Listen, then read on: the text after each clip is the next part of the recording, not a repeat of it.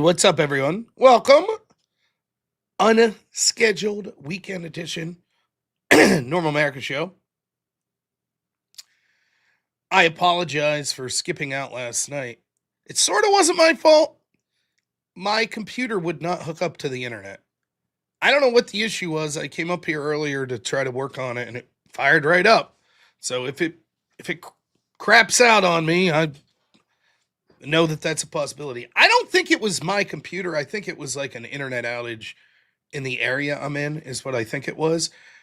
Because my phone wasn't picking up Wi-Fi either. And where I'm at, if I'm not in the right section of the house, the 5G sucks.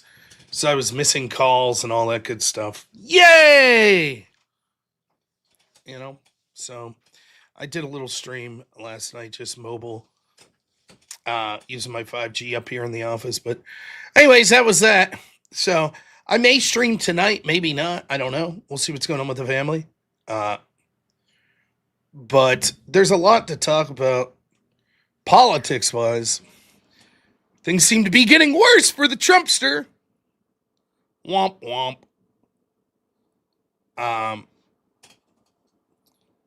But we're not going to talk about any of that right now. We'll do that tomorrow night or tonight. Today we're going to talk about left-wing streamer Destiny and post he put on X about me, and I'm going to respond to this post. And it's easy content. Now, I thought about this. I'm seriously considering doing a 24-hour stream just on Destiny and the times I've debated him. I'm seriously considering it and just bringing him up one by one. All the times I've interacted with him. He gets his ass kicked almost every time. Almost every time. And then runs to his little crew so they could pump him up. You did a great job. You did it.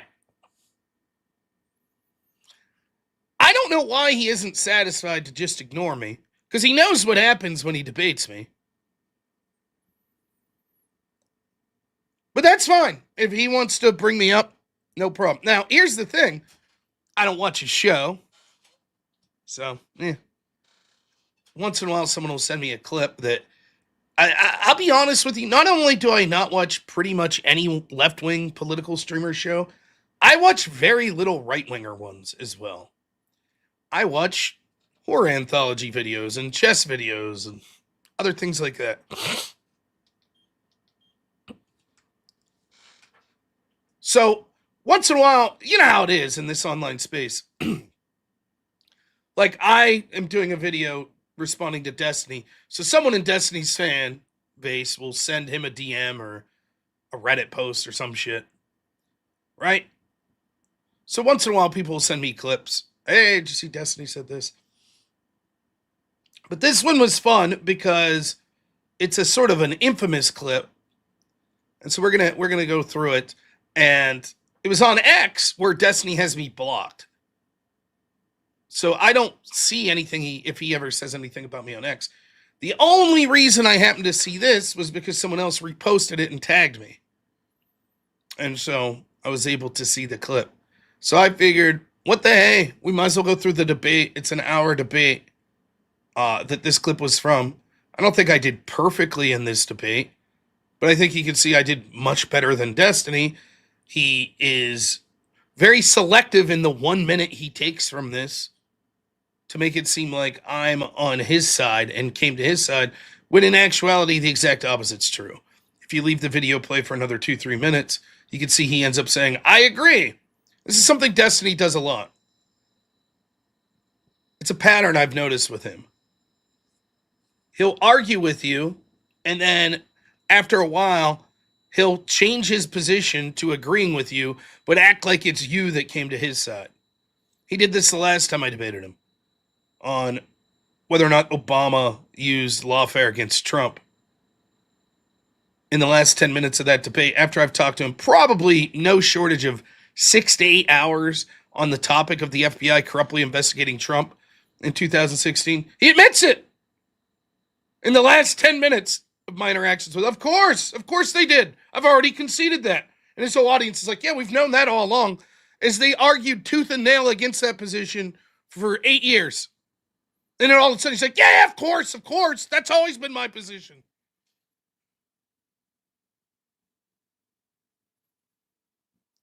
So I'll leave you judge for yourself. Obviously, I'm going to be adding my commentary in there.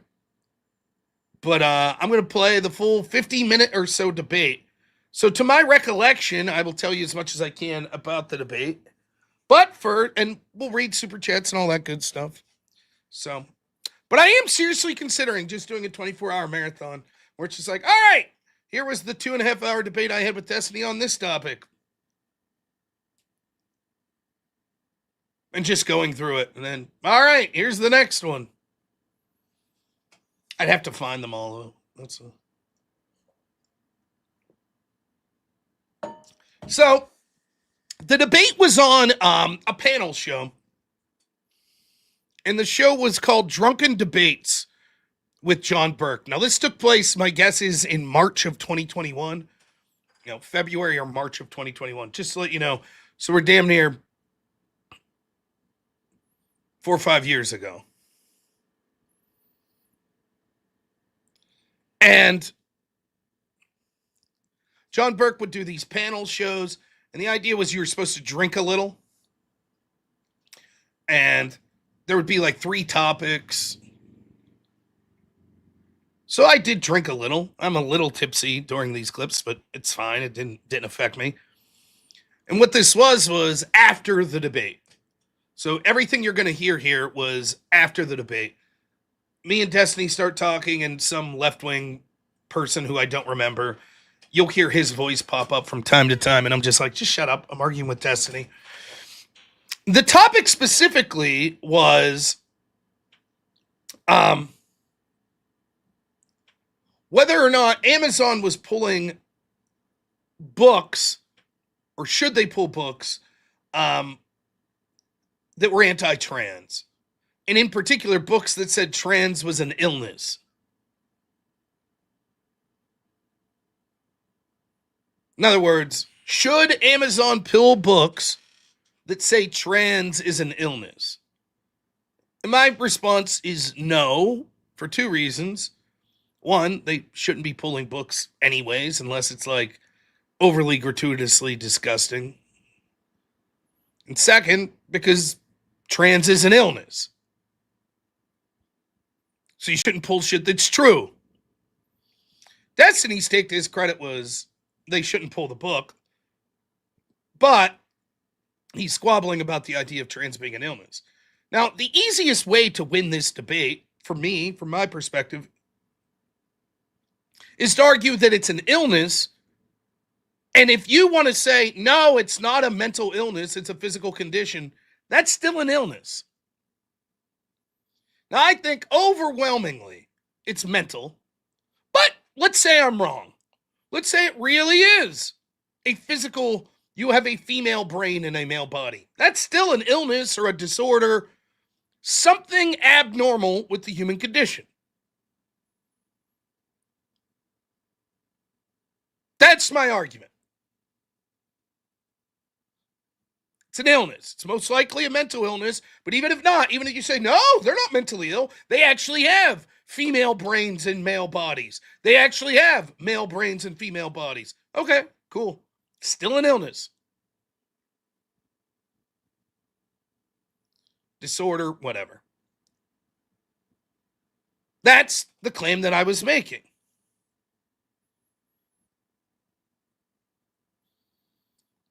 Because the problem is, they're like, oh, we should glorify this. We should celebrate it. Why?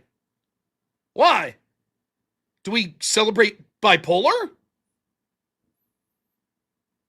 No. Do we celebrate schizophrenia? No. Doesn't mean you treat people like shit that are schizophrenic. But it's not something to, oh, it's great, and how dare anyone call it anything that's wrong. Now, what doesn't come up in this debate is, I actually, at this point in my life, was working with adults with autism, and there are people in my field who think autism is good. I talked to one doctor who had Asperger's himself, and his explanation was this. If you as a human would hear the voice of God, your physical body couldn't handle it. And so what a severely autistic person is a person who's heard the voice of God or the voice of angels. And so he would explain to families that had like severely autistic kids, that's just closeness to God. Now, I understand how that could be comforting for a family, but it's not. That sucks. Because what happens then when you have real problems that stem from autism or these other disorders, you'll have people like that saying, these aren't problems.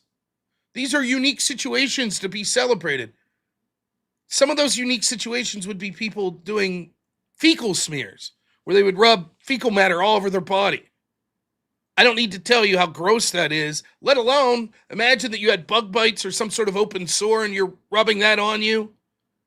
And you would face challenging times because you would have these people like, oh no, that's not a problem to deal with. Yes, it is. It certainly is. And trying to sugarcoat it and saying, no, it's something we should celebrate. It's not good. I understand the comforting nature to the people with this situation or their families. But anyways, that's the background for what's going on here. So it was an after debate. There's a couple other people there. We were drinking. I don't know if Destiny was drinking a little. And this part comes up. Now, the reason that it matters is I woke one day after this to find myself on the front page of Reddit. That cesspool. There I was. I was on the very front page. And it was a 1-minute clip from Destiny. And it was Pride Month, claiming that I was the most trans-positive conservative out there.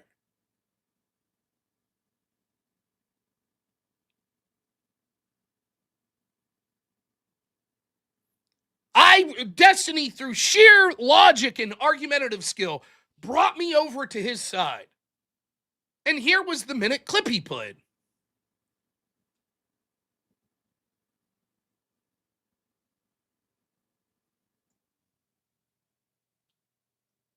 Okay, here's a question. Let's say that we're 20 years into the future, we have brain transplant surgery. Let's say that I take your Rob's brain and I put it into a cis woman's body. Let's say that you wake up and you're like, this feels really wrong. I feel like I feel like a man and now I'm in a woman's body. Would you say that like that's a disorder, that you have a disorder there? I would say I have a disorder, an illness, or something that's wrong physiologically or mentally with my body, yes. And then what is the disorder?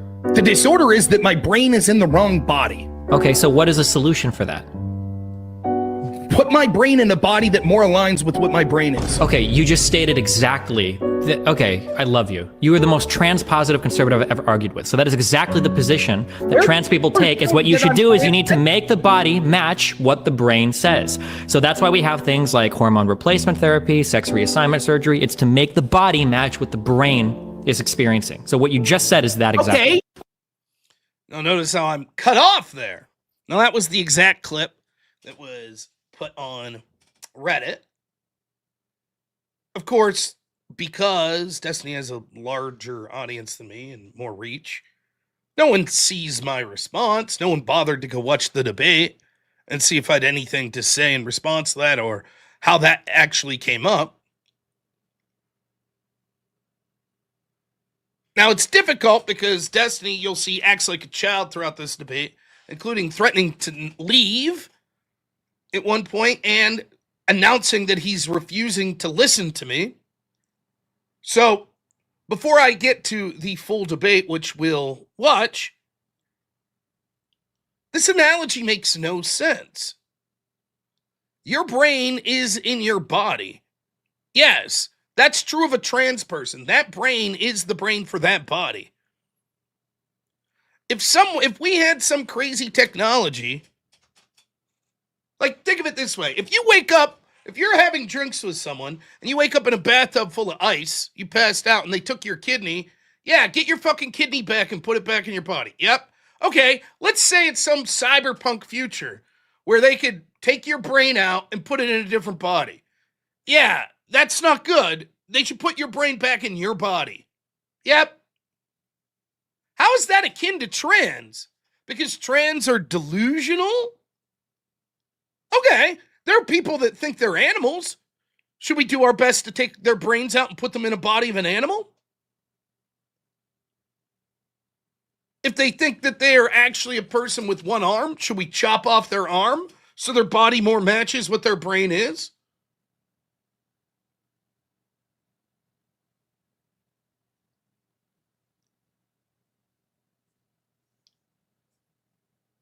It's two completely different situations.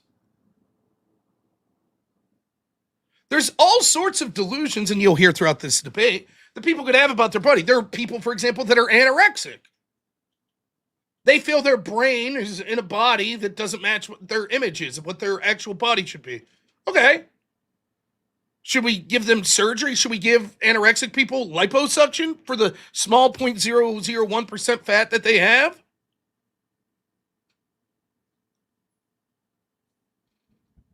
Furthermore, I believe this is the debate, I could be wrong, where Destiny announces that he chooses to be non-binary as armor against the trans community, which is hilarious because the trans community is defending him like he did something great with this argument.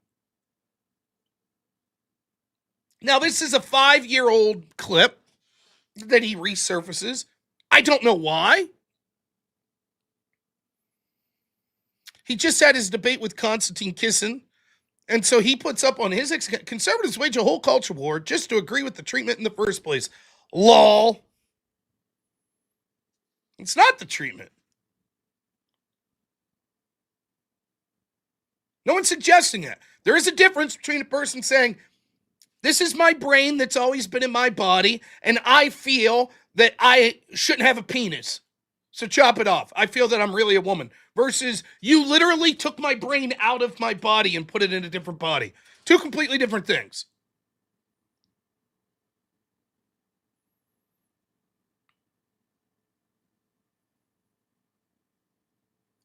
But in his head, that's analogous. So I figured, since he wants to re-bring it up again because he's incapable. By the way, like I said, 5 years ago, we now know even more about the disasters of hormone therapy for children, surgeries on children. We now have lawsuits coming from detransitioners. But Destiny's going down with that shit. So don't forget, by the way, when the left tries to argue, oh, no, we were never really big on that issue. As soon as they get back into cultural power, they're going to go right back to the same bullshit. So there you go. That's the whole debate, edited down to 1 minute. About a 50-minute debate. So summoning all of my editing skills, I put a little intro into my debate, although unlike him, I attached the whole debate. So we're gonna play that. First off, super chats. Thanks so much, Joseph Romano. Thank you so much for being a member. Logical thoughts, $5. It's good to see you, Rob. Good to see you. The meat pill. If the argument is that it isn't a mental illness, just respond with "I agree," and then we can argue about that they wouldn't be entitled to any insurance-covered medical care, medical for nothing. It's right. The truth is they're selective about it. It's an illness when it suits them, and it's not when it suits them. For example, those that say it's less of what we consider a mental illness and more of like physical, they'll say, hypothetically, we could do brain scans for people.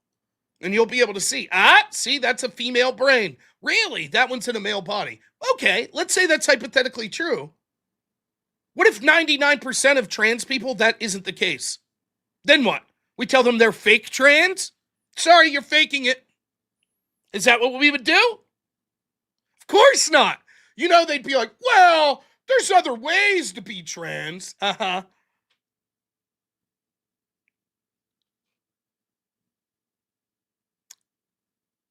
And then AJC, $10 says, but Rob, the T community is always morally right and better than everyone. Didn't you know? When your Twitch got taken, it was Discord, but yes. So dumb. Thank you. Yeah, you're right. All right, let's start it. Slightly fatter Rob here 5 years ago.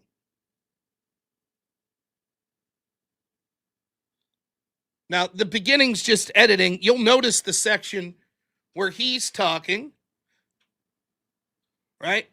And he cut off, and then you'll see I include what goes on a couple minutes after that.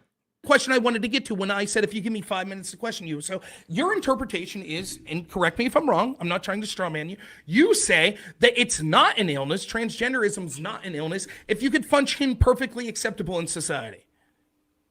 That's what you said, correct? Without severe gender dysphoria, yeah. Okay, so if I'm schizophrenic and I could function perfectly acceptably in society, I don't have an illness? Schizophrenic is it's considered different. Hold on, let me check. Yeah, it's different, right? Because whether or not something's an illness, it doesn't require on how well you could manage it. Well, you could exist in society as a perfectly normal person. It specifically does. No, it doesn't. No, it doesn't. Mental illnesses That's bullshit. Okay. Again, we're not talking about mental illness specifically. We're talking about whether or not something's an illness. Therefore, I could be diabetic, manage my diabetes even without medical intervention, and still function in society properly. That doesn't mean I don't have an illness. What is the disorder? The disorder is that my brain is in the wrong body. Okay, so what is the solution for that? Put my brain in a body that more aligns with what my brain is. Okay, you just stated exactly that. Okay, I love you. You are the most trans-positive conservative Now, you see, this is the section he clipped. I've ever argued with. So that is exactly where have I ever showed that I'm trans negative? What you should do is we need to make the body match what the brain says. So that's why we have things like hormone replacement therapy, sex reassignment surgery. It's to make the body match what the brain is experiencing. So what you just said is right. But so again, like, where is this argument? Because I say that, and this is the exact argument that you're actually making my argument for me. So the reason that in addition to all the reasons you stated why banning these books is wrong, the fundamental reason other than that is that it's true. That if we're going to say that people require medical interventions to get into the body that they relate as, that's a medical issue. That's a disorder or illness. If we remove that and we say, no. Rob, I agree with you. Okay, people that require. That's the entire fucking debate. Now, you'll see, we'll play it. But that's the entire debate. I'm saying it's an illness. We're not at this point arguing what the proper treatment is. Remember, the entire debate is, should they remove books that said it was an illness or a disorder? I'm like, no, because one, free speech, and second, because it is an illness or a disorder. That's the entire debate. The debate here isn't, well, what should we do? Should we ban hormone blockers? I'll happily have that debate. That wasn't the debate. So he gives it's not an illness or a disorder. It's akin to someone removing your brain from your body. It's like, yeah, that's bad. That's something that's not normal. Right. Yeah, I agree with you, Rob. Weird how he clipped that out. There we go, though. Thanks, for trying. Very energetic. Rob, why do you hate science so much, Rob? What's that? I'm sorry. Why do you hate science so much, Rob? Why do I hate science? I don't hate science. I hate the politicization of science. Right? I hate semantic. How can you tell if it's been politicized or not? Well, I hate this. Sorry, just a little mush mouth there. But I think you're asking me why I hate science. I don't hate science. No. I'm asking you, how do you know if some science is political or not? Rather than just because it sounds like you sound like there's some science you don't like. How do you know that it's been a politically influenced position? I know this isn't good form, and I'll answer the question, but let me respond with a question initially. Why do you trust anything science says, even if it violates common sense? I don't believe in common sense. I epistemically reject that assertion because so many things have been granted to us via quote unquote common sense that have been completely wrong. So here's the first thing we're talking about. They claim that I'm anti-science. Now, here's what it is a constant appeal to authority from them. Now, for example, that we see scientific bodies. Remember, this is in March of 2021. So this was the same time the scientists were telling us COVID's bad, but racism's worse. So you could go march. And the virus doesn't spread at Black Lives Matter, but it could spread at a Trump rally or at Sturgis, right? And masks for children and lockdown schools for children, all that shit, right? And of course, the trans issue, as long as the DSM-5 or whatever said, oh, yeah, that's the story. As long as WPATH said, as long as the medical industry said. So it didn't matter if we looked through it. By the way, that's not science. Science isn't saying, everyone said this, so we have to agree. The process of science is actually the opposite. You should constantly be testing theories, hypotheses, etc. Instead, they appeal to authority. Well, the DSM says, well, WPATH says, American pediatricians say, these medical institutions say, therefore it must be the case. Why are you anti-science? So you can see, by the way, they'll try to rewrite history. Remember when Dr. Fauci came out and was like, if you come at me, you're not just attacking me, you're attacking science. So I'm like, why would you believe what these people say if it violates common sense? Destiny's like, I don't believe in common sense. Now, this is a meta argument, and I understand sort of what he's trying to say here is, well, how do we know what common sense is? How do we know what truth claims are? Fair enough. But there does seem to be a point where if someone claims to be an expert and they say something that's outlandish that all of us could see with all evidence in front of us that's bullshit, we have right to be skeptical. So if the science tells us, yeah, we should do gender surgeries for 2-year-olds, and all the scientists sign up and say, yep, that's necessary, why should we believe them? That's the question I'm making. And he's like, I don't believe in common sense. Okay, then I suppose he would have to believe. Now, while we're on this, let's see if I can find this clip. I showed this the other week. I saved too many things.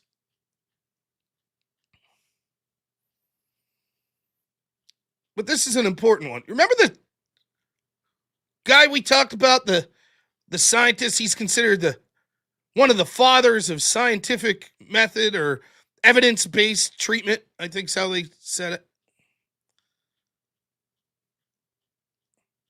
And I'll show you the problem with his mentality here.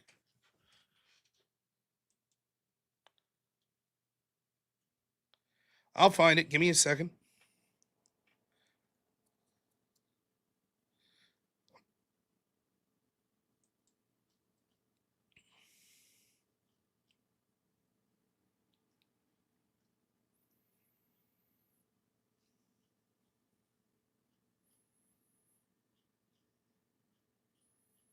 Maybe. It's got to be soon here.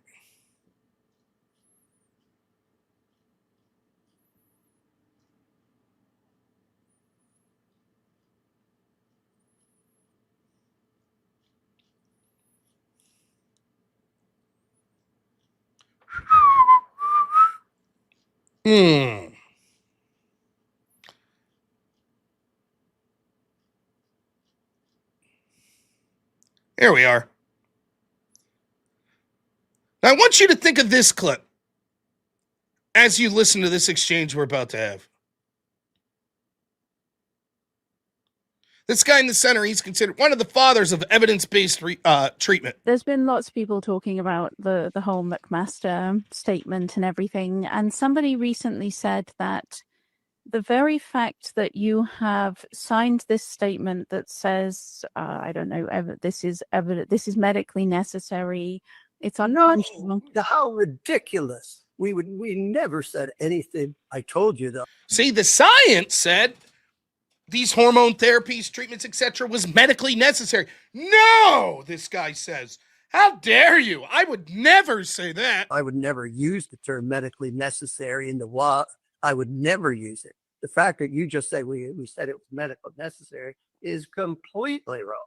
Okay, well then let me fact check myself. I think you missed the. No, let me just fact check myself because You can find medical necessary in my state. I'll have to jump off a bridge if you do. He's very confident, isn't he? Okay, Stella, you asked your last question while I To strike the promotion, I'm gonna put my money down. Look, Gordon didn't say it, but I'm very interested now suddenly to see it. I did fact check myself. This is your statement from August 14th. The final paragraph, we will no longer accept funding from SEGM as recommended by community advocates. We have also personally made a donation to Agal's legal and justice work, noting their litigation efforts aimed at preventing the denial of medically necessary care for gender diverse youth. Okay. The Oops! Oops! Oops! Now they're like, wait, that's preposterous that we in the scientific community would ever say anything like that. Preposterous! Okay, here's the statement you signed saying that. Let's hear his response. Okay. That was not my paragraph, and I didn't read carefully. So congratulations. That You signed something that you didn't read carefully? apparently, so I would obviously, if I had, well, what I paid attention to was the part that I wrote.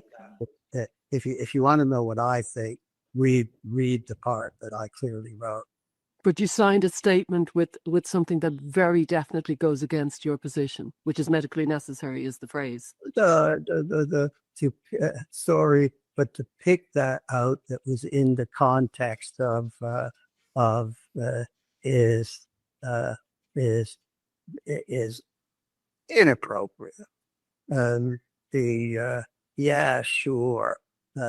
I should have read the last slide, but I did.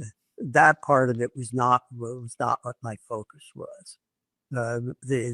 If you can say, do I think this is medically necessary? It's not medically necessary, but I don't even, as I told you earlier on, I don't even use the term medical necessary. You asked me, what do you think about medical necessary? I said, I never used the term.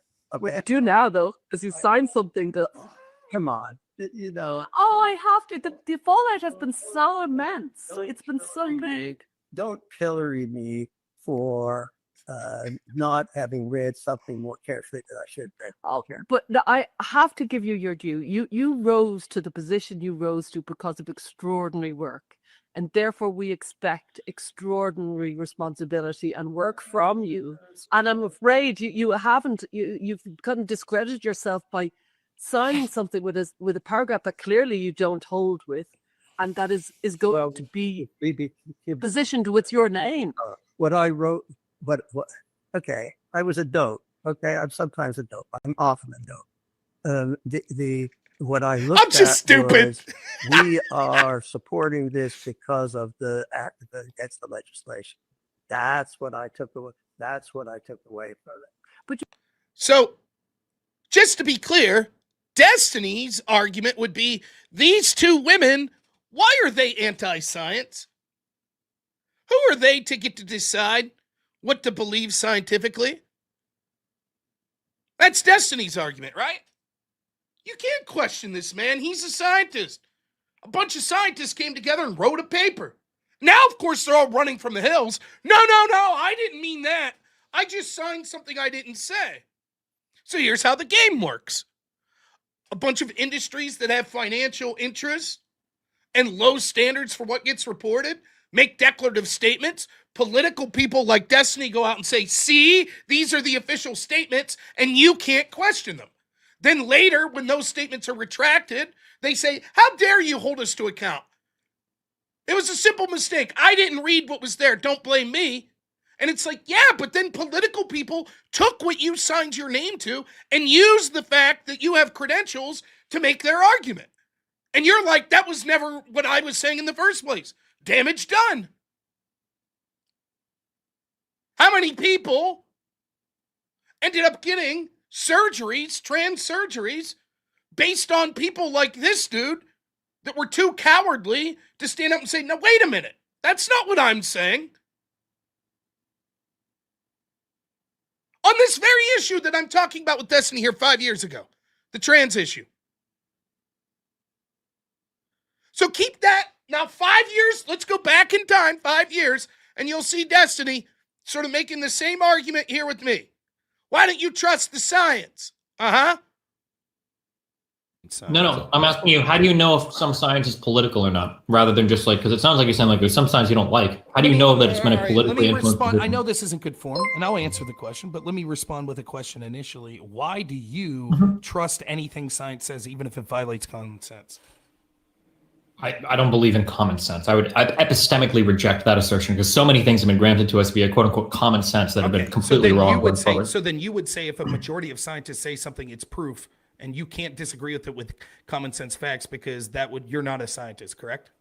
So science is a process. It's not like a declaration of truth. Right? Science is like, this is what we have the evidence currently. That can change going forward. But particular scientific organizations don't necessarily give the gospel on something. We have to make sure that their claims stand up to scrutiny, correct? Mm-hmm. Okay. So, for example, let's just narrow down. Do you think trans women are women? I mean, this question, I'm going to ask how you define trans women and women, and then our answers are going to be given to us based on our definitions, right? Well, that's just it. So you're disagreeing with science because you're giving a different definition than the definition that's colloquially accepted. First of all, I never said. I don't know. I think the statement "trans women are women" is stupid and reductive. I don't know why the fuck anybody would ever say that. Because but I disagree with that statement for probably far different reasons than you do. So don't pretend. I don't want you to think that I agree with you. No. Okay. I would be ashamed if you agreed with me on it. Of course, I know that you're going to take the attempted woke principle and violate scientific standards. Understanding what is a man. Why do you ascribe so much bad faith to me? It's like you don't know who I am or what I talk about. Like, but wait a minute, why do you just said like that. Come on, sparing the victimhood routine to your destiny. Why do you hate science? Why do you disagree with science? Why are you ascribing bad faith to me? Wait. No. Well, because when you're making a claim, you're making a claim that is very squarely standing in the opposition of what the majority of psychologists around the world right now believe. I'm making a claim that's squarely standing in opposition to the APA and the World Health Organization. That's okay. Just like what other scientific organization? The fact that APA does all the stuff for the psychology, it does take time. And right now, according to the DSM-5, according to that, it's gender dysphoria more than for the transgender. Yeah, that's a different definition now from 4 to 5. That makes sense. Yeah, so I follow the direction that the science is moving. It's possible to change it. But at the same time, we still learn as psychologists until we can determine everything, to determine that as transgender people are a mental disorder. What do you mean to determine? What do you mean by that? We have to do a ton of tests. What kind of tests? And a lot of talking. And this claim was bullshit, by the way.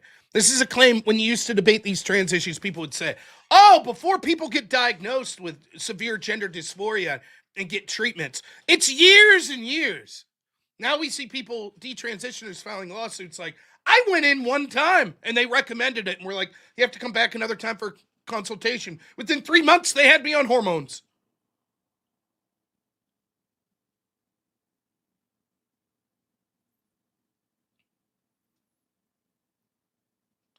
So, like, this claim, they keep making these claims. Oh, no, this is the way it's supposed to be. Yeah, but that's not the way it played out. You can say the same thing. The way it was supposed to be was we had to do a significant, rigorous amounts of tests before we diagnosed children with ADHD and gave them Ritalin or Adderall. And yet they were handing the shit out like candy. You have to go through significant tests. And, before they give you, like, the most severe pain pills. And yet people are overdosing on the damn things all the time. Anyways, I don't know who that guy is that's talking. A lot of talking. What kind of tests? What are you talking about? Mostly talking and mental awareness tests. And then there's also, of course, there's, like, genital mutilation tests that we got to talk to them about. Wait. I just want to be clear. When you say you're studying psychology, are you a year 1 undergrad? What? No, I'm year 4. Okay, I don't know what I'm writing a dissertation as well. But like you're writing a dissertation for your undergrad? Yes. Okay, I don't know where you go to school or whatever, but like everything you're saying betrays like how a lot of these tests are done in terms of figuring out like how somebody has like a mental illness. And that's what we have to do. You're standing against like what the field is, right? So like you have conversations with people, you try to figure out if like we have diagnostic criteria for having certain types of mental illnesses, for mental disorders, to see if they negatively impact their life to such an extent that like medical intervention or some other intervention is necessary. Everything you're saying right now about like needing to do tests or whatever, I don't know if you're vaguely alluding to like some sort of neurological tests or like some type of... Yeah, they're mostly neurological tests. There is, of course, the... Okay, when you say neurological tests, what do you mean by that? When you say neurological tests? We're going to skip through until I get back. I don't really give a shit. And statements of the APA are making right because that's me. I'm not politics. Well, yeah, but do you understand that it sounds... Because they're interested in sounds science as opposed to politics. That's probably why they would teach that. Rob, why Yeah, is the current there's- definition any more political than whatever definition you're pushing? Because you're uncomfortable with the existence of trans people. Can you tell me why, Rob? Yeah, sure. So if you give me a second. So the argument is whether you want to semantically call it illness, disorder, or something like that. Do you agree with Tiffany's explanation that there's something to do with variance in the brain that shows that the brain's in some sort of wrong body? There is like some very By the way, Tiffany is Tiffany Starr, who was on this panel. Tiffany is the trans dude that you could see right here in my pinned tweet, who was on that panel. And here you see Tiffany after the trans Nashville shooter says, "Me when trans women rise up to stop fascists from taking away their right to exist. Hashtag trans terrorism, hashtag Tennessee, hashtag stop fascism." And it's the Resident Evil merchant selling guns. In other words, she was saying, I'm glad that a trans shooter shot up kids in Nashville. So Tiffany, who is horrible, stupid in addition to being a horrible person, was on this panel with us. And she makes the argument that it has to do with, we could see through like MRIs or CAT scans or some shit, we could see, oh, that's a male brain, that's a female brain. And sometimes it doesn't match up. So for example, let's say me and Mr. E and Achilles Ware and Black Elk and Avarice, all 5 guys, biologically guys, we go in, but for some reason, Mr. E's brain is showing up as a woman's brain. Well, then he's trans. Even if he doesn't feel it, that's a female brain. We all know Mr. E has the most masculine of brains, but that's the argument she was making. So, whatever. very I preliminary can actually science right physically now. think about that. Yes. There is some Like- early preliminary science that seems to indicate that, but I mean, obviously, like neurology is a field in terms of brain scans and everything is like very, So very, if very, the like, preliminary infancy. if the preliminary studies are saying that we don't have evidence to the contrary, then it would show that regardless of what It's you still- semantically want to call this, that it is an illness, a disorder, or something. When you biologically identify as something that your body's not physically manifesting, that is an illness, a disorder, or something like that. Now, the APA What? could Okay. say, well, it's not an illness for whatever reasons that Okay, they wait, want let's to say it, wait, but wait, it's let's, wait, quite wait, clearly I know you is. like to pivot to a million things. Let's just narrowly focus on this Sure. one back and forth. Okay, Let's do it. What is the harm in calling gender dysphoria an illness, but like a trans, like just being trans, Oh, like very- not very calling that an easy. illness? Just let What me is the and harm? Destiny talk for a We minute. We Let me don't talk. use illness much anymore. Let me talk to Destiny for a second about. So, I don't know who this random third person is that's trying to jump in.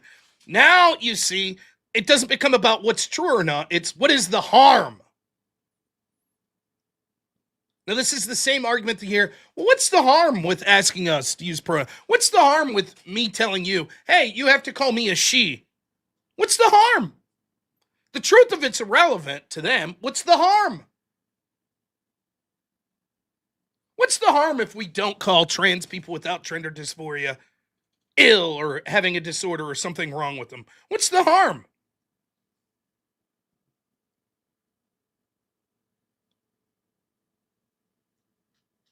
See, you notice how we've already switched? You want to know what the harm is, Destiny? Amazon's banning books based on that rationale. That's the harm. No, Amazon is not banning books Yes, based it on the is. recommendation from the APA. No. It's using those sorts of arguments as an excuse. Oh, well, the APA doesn't think it's an illness. Therefore, it's harmful for books to be out there saying that it's some form of illness. That's what's happening. You know it. That's the actual harm. I don't. I just disagree. I don't think that. That's Well, the reason. you Like, I disagree, think but that- you're wrong. You don't have a. Now, that was the entire panel. That was the topic of the panel. Remember, this is an after panel. That they were trying to ban books from Amazon. Amazon was removing books that said trans was an illness. Now, by the way, it's a little semantical here. I think we get into this later. I can't remember. It's been a while since I watched this clip. But the argument is this is sort of the sleight of hand that they try to play. Gender dysphoria, which is a feeling of incongruence with the body and the mind, is an illness, but being trans isn't an illness.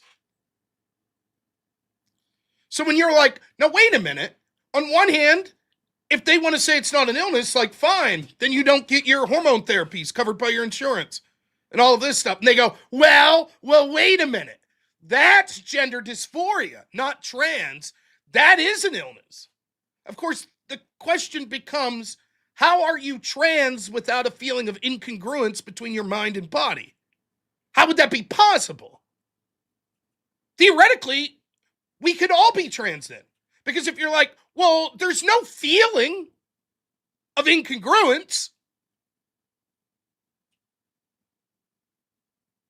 and yet you're still trans, how would you know? Something about you, definitionally to be trans, something about you would have to be like, I feel like I'm in the wrong body. Or it's something, I feel that even though I'm a biological man, I'm a woman. Even if it doesn't cause you large amounts of discomfort, that's still, there's something off about that. Or you could be a cross-dresser, which, fine, but then you ain't trans. Now, why does that matter? Because we don't let the fucking cross-dresser into women's sports. We don't let them into the women's locker room. But we do the trans person. Reason for your disagreement. Okay, well, firstly, you can't call me wrong based on your unfounded conjecture. No, then why is it? So wait, then what is the rationale? So if you're saying the Amazon's just arbitrarily have a hyper irrational, I can explain it to you. Okay, without sure. needing to. Well, here, I'm curious. What do you think I'll say? I think you'll. Why do you think I'm going to tell you why Amazon banned books? Because they can and they think it would be bad for their sales. Yes, that's why. The problem is we have an insane fucking cancel culture where if you don't align That's 100% right. ideologically with somebody, yes. Why do we have that cancel culture? There, you're almost there, Destiny. Why do we have that cancel culture? Why do we have it? You're almost there. There might be a variety of reasons. I think it's because for the first time, people feel like they can enact justice and vengeance on people using social media to an otherwise like powerless but you can only do that if you have some sort of grounding to be able to do it. No, if the APA was out there calling this an illness, do you think it would be as effective? You think the woke mob on fucking Twitter gives a fuck if they have a scientific backing for any of the fucking No, but it has more credibility to allow corporate change if it does.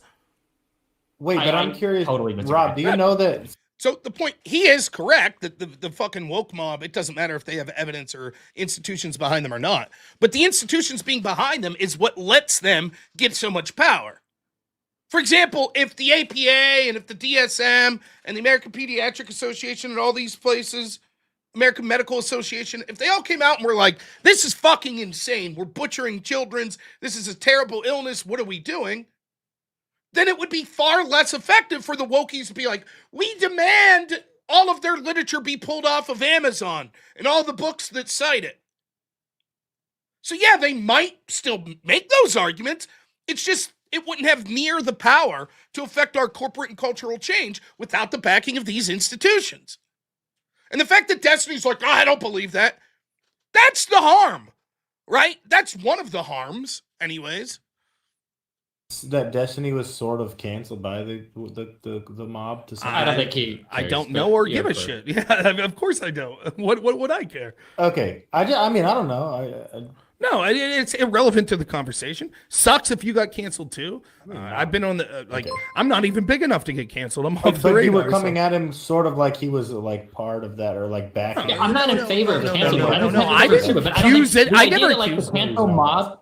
The idea that the cancel mob is like going online with these well-founded science. By the way, Destiny is, in effect, in support of cancel culture. I could show you a clip right now of him suggesting that only mainstream news outlets should have a voice and social media should be canceled. That's cancel culture. Yeah, but Rob, he admits that would include him as well. So, still cancel culture.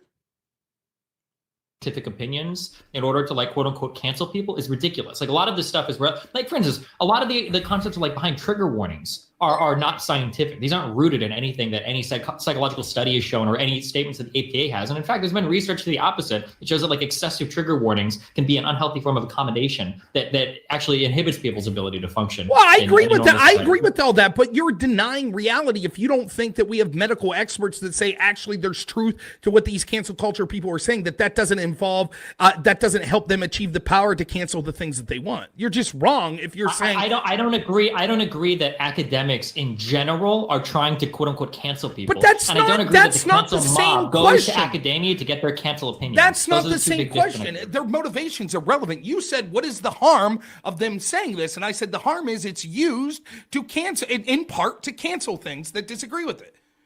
Their motivation's irrelevant to whether or not it's being used. Do you think that we should get rid of all forms of science? Do you think that we should get rid of all forms of science that people could weaponize against each other? No, I didn't. Did I say get rid of the science? Now, do you see the clever rhetorical trick here? So we started off with the point that's sort of already changed. It's not, is this true? Is your feeling that this is a disorder, an illness, etc., being trans, is it true or not? He skirts that conversation and goes, what's the harm of saying it's not? And I'm like, well, the harm is, the first one, the very topic we started talking about. That people use the fact that institutions say that to ban books that say the opposite. And he's like, yeah, but that's not the motivation of the APA. Maybe not, but their claims are ended up being used. And he's like, oh, so are you saying we should ban any organization that says something that then is utilized for? No, that's not my argument. Nor is that germane to the argument that we were just on there, nor is it germane as to whether or not it's true or not. But this is something that Destiny will do. He controls the conversation for this part of it. So he says something that's sort of irrelevant to whether or not it's true. Well, what's the harm? And then you're like, well, here's the harm. And then he's like, oh, then you go to another path that's completely off that. Well, so should we ban anything that could be used for harm? No. And now all of a sudden we're way over here, and it has nothing to do with whether or not the claim is truthful. But to his audience, they eat that up because they're like, see, Rob says being trans is an illness, a disorder, whatever. And that means that he's saying that we should ban groups like the American Medical Association from saying anything that could be used for harm. No, I'm not saying anything of the sort. But that's where their head will go. It's like you're just strawmanning me. I didn't say that. I'm not strawmanning you. Show me where I remotely said we should get rid of all forms of science that could lead to criticism and cancel. You said, well, okay. I didn't say that. Even close to it. Can I? Yeah, please. Okay. I asked you what the harm was, the APA's definitions, because the APA, from my understanding of how they classify things, the APA's define things the way they are because they feel like it's a more accurate representation of defining what a mental illness is. Mm-hmm. And I asked what the harm for that was, and you said, well, that's harmful because people are taking these definitions and they're running to social media to cancel people over that's right. Amazon. So my question is when scientific organizations are like classifying illnesses or making these declarations on things, do you think that like the number one priority of concern should be like, well, somebody might get canceled if we have this definition? Do you think that's like a concern that they should be prioritizing when it comes to how they classify things? No, I never said that. No, I don't think that. Okay, then do you think that the APA's current classification of the separation of dysphoria and the experience of being a trans person, do you think that that is bad then? Do you know why they do that? Do you think they might have a good standing or a rationale for separating these things out? They theoretically could, but I would say that the overwhelming preponderance of evidence suggests they're doing it because they are in academia that is incredibly woke and has a reason to push this cancel culture bullshit. Well, I don't know if I can quote unquote convince you out of that, but the rationale is that. So we've seen this. So remember the guy I showed you, the scientist earlier? We've seen people after people in these fields say, look, I felt I was intimidated to not go along to get along with how this was going. That's where the wave was. So everyone went with the wave. Same with a bunch of the shit on COVID. Now, post-talk, wait and see. Wait until you see how many medical professionals grow big balls now that formerly stayed silent. Now that we're going to see lawsuits come and all of a sudden you're going to see medical associations backing off and starting to walk back some of the trans shit. Wait and see now. Now they'll grow balls. There's already people within the field saying the pressure is immense. One of the women, I remember looking into this, one of the women that was like instrumental in first like diagnosing treatments for trans and shit was like, it's fucking insane now. It's insane how quick they are to diagnose people, etc., etc. She sees it. She sees that there's a financial incentive, there's a cultural incentive, and there's a political incentive. Nonetheless, this is all irrelevant as to whether or not what they're saying is true or not. I'll happily impugn their motivations, but it's still irrelevant as to whether or not what they're saying is accurate. It gives us a better understanding, like our concepts and our understandings of gender whether we talk about like gender identity or expression, so your internal feelings, your external presentation, and then how we identify as a gender, like all of these concepts are rapidly evolving. And the way that people experiencing these things have also become rapidly like nuanced and more complicatedly analyzed. As that happens, it seems to me that it would logically follow that we're probably going to expand or change our understandings of certain things that we used to call mental illnesses, or separate things that we used to group together. So like being trans and having dysphoria, similar to how we used to view being a gay person as being a disorder, and now we no longer view that as being a disorder. Well, that's not, I don't disagree with that. That's absolutely true, that the science could change and that we should always be updating it. That's absolutely true. The problem is the way that science is being explained doesn't pass the smell test for what we understand with common sense. And it doesn't even, like, if you give me 5 minutes to question you, it doesn't even pass your own justification. Okay, if you want, you can spend 5 minutes questioning me. I'd love to do that. However, just a quick question. When you say smell test common sense, these are like not scientifically valid appeals. That's true. Right? Like I don't know what. That's true. So I don't know what I'm supposed to do when somebody tells me, well, this doesn't pass my common sense. Well, like, all that tells me is, well, then what we'll do is we'll see if it passes your test for being strategic, if it being intellectual consistent. How about that? Instead of smell test. Fair enough? Sure. Okay. So you would say that a trans person that doesn't have gender dysphoria isn't experiencing any sort of illness or disorder or anything like that. Colloquially, whatever we would call is synonymous with disorder, illness, something like that. Fair enough?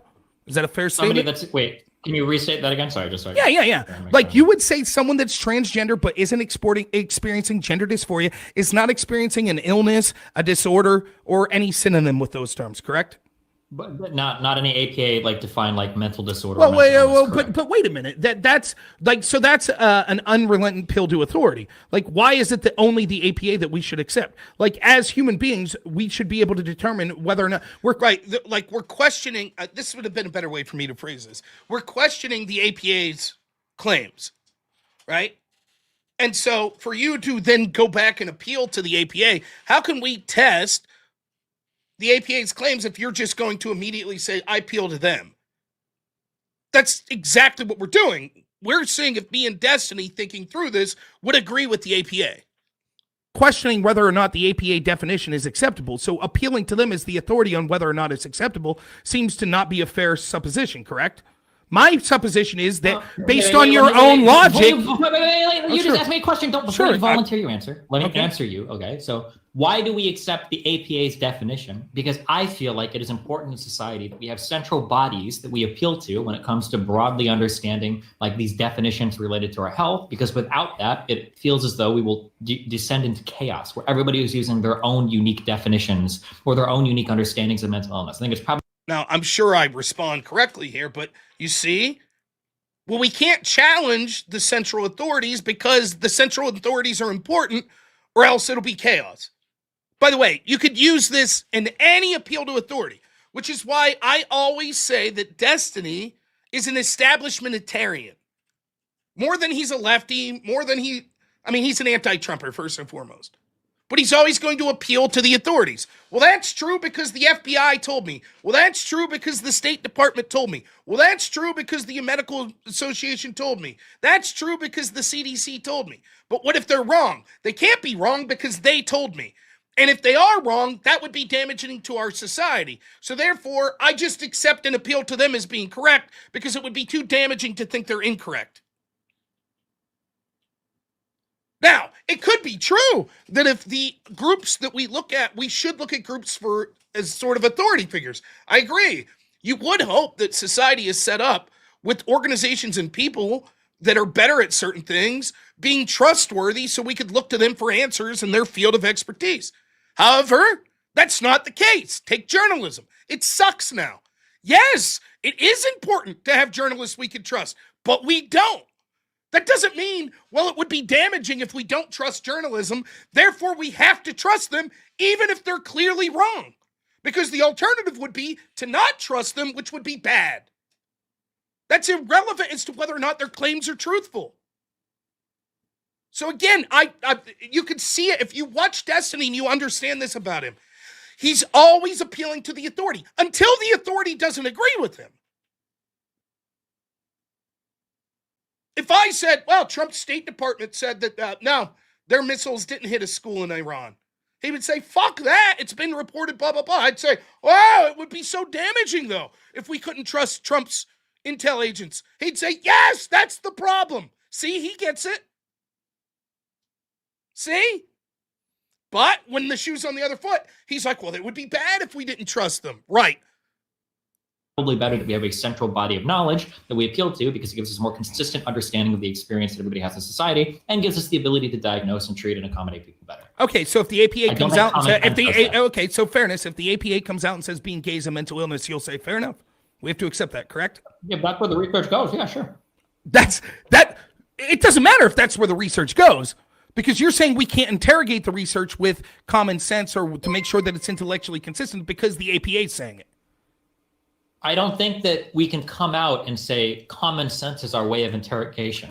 Now, if you want to question common sense is a bit. May I rephrase? But an appeal to common sense doesn't do that. May I rephrase it? Instead of the term common sense, how about we say intellectual consistency? Sure. If we feel like there's an inconsistency that some studies are being done poorly, or if we feel like the funding mechanisms are skewed or something, yeah, sure. No, I'm not even talking about funding mechanisms. I'm saying if scientists say something, then we should be able to replicate it and make sure that it's intellectually consistent. Correct? Replication gets hard the more abstract our science That's true. is. Like, but sure. Okay. Yeah, but yeah, I mean, so then we'll ask whether or not that what you're determining as disorders, mental illness, etc., seem to make sense, intellectually consistent with the average, with what most of us would say seems to make sense in the real world. So you're saying that transgenderism is only a disorder, illness, or any synonymous term if it results in some sort of depression, physical harm to oneself, something like that. Is that a fair characterization? I'm copying the APA's definition, yes. Right. So they would say it's only an illness. And keep in mind, I'm not saying just mental illness. I'm saying illness in general. It's only an illness if the person is depressed, wants to do physical harm to themselves, etc. Because those are characteristics of gender dysphoria, which is an illness. Is that a fair characterization? Mm-hmm. Okay, so based on that, wait. Yes, I agree with you, but okay. I would like to re-say over and over again mental illness because psychologists, as far as I understand it, aren't in the business of diagnosing like physical ailment of like the body or whatever. That psychologists generally deal. Their domain is the mind, so we're talking mental illness. Well, it's irrelevant to the point that I was making. I'm saying it's an illness. No, it's super relevant. It's super relevant because the way that we define like a mental illness might be different than the way we define like an illness. So, for instance, a medical doctor might say, "Hey, you have a cold." Even if you're experiencing no symptoms, because we can actually define this at like a molecular level, or like a virologist might come in and say, oh, you're ill, even if you don't feel any symptoms. Whereas for mental illness, it seems like we identify those more based on symptoms than any type of underlying physiological condition, because we don't know how to or don't have the ability to measure those. We don't know what to look for. So that's why I'm drawing a distinction between like mental illness and like a physical illness. But notice I never did. Notice I was careful the entire time to say that it's some form of illness, whether it be physiological or mental. That's why it's irrelevant to me. You're being careful to do that. I'm just that's why I'm asserting right now. I'm going to use the definitions that make the most sense given the domains of these two different scientific disciplines. But my point, my conjecture the entire time is that transgenderism is an illness. Whether it be physiological and body illness or a mental illness, I've been clear on this the whole time. I will admit, physiologically, but you have. I understand you're saying that, but in order for you to give me Rob's version of why transgenderism is an illness, you're gonna have to construct this whole other body of science because I don't know like by which framework I can analyze this question and agree with it. We don't have to construct a body of science because we agree on the definitions of what transgenderism is. So we don't have to construct a body of evidence. If we could agree, again, you're deflecting to mental illness. If we could agree on what the definition of illness is, and if we could agree on what the definition of transgenderism is, then we're able to determine whether or not transgenderism meets that definition of illness, regardless of be it mental or physiological. Why do you think this is a valid approach to this question? Why isn't it a valid approach to the question? Because the central issue that just real quick, I promise I'll leave you finish. The central question is it acceptable whether or not for Amazon or places like that to be banning books that are critical of transgenderism as a form of illness, be it mental or otherwise, right? Saying that, so we need to differentiate whether or not it is a form of illness. Now, I know we agree that they have the legal right to do so. They have, but it's a bad thing, right? We both agree on that, but that's what makes that debate uninteresting. So we're having a point of contention here. The contention is the fundamental claim that it's some form of illness true or not? I'm contending that it is an illness. You're saying that it's not. So that's why it's relevant. Your manipulation of different scientific fields to try to take definitions from one. Now, again, Do you see? The reason that I'm saying it could be mental or physical is because there's two arguments that trans activists make, right? The first is that it's sort of how you feel.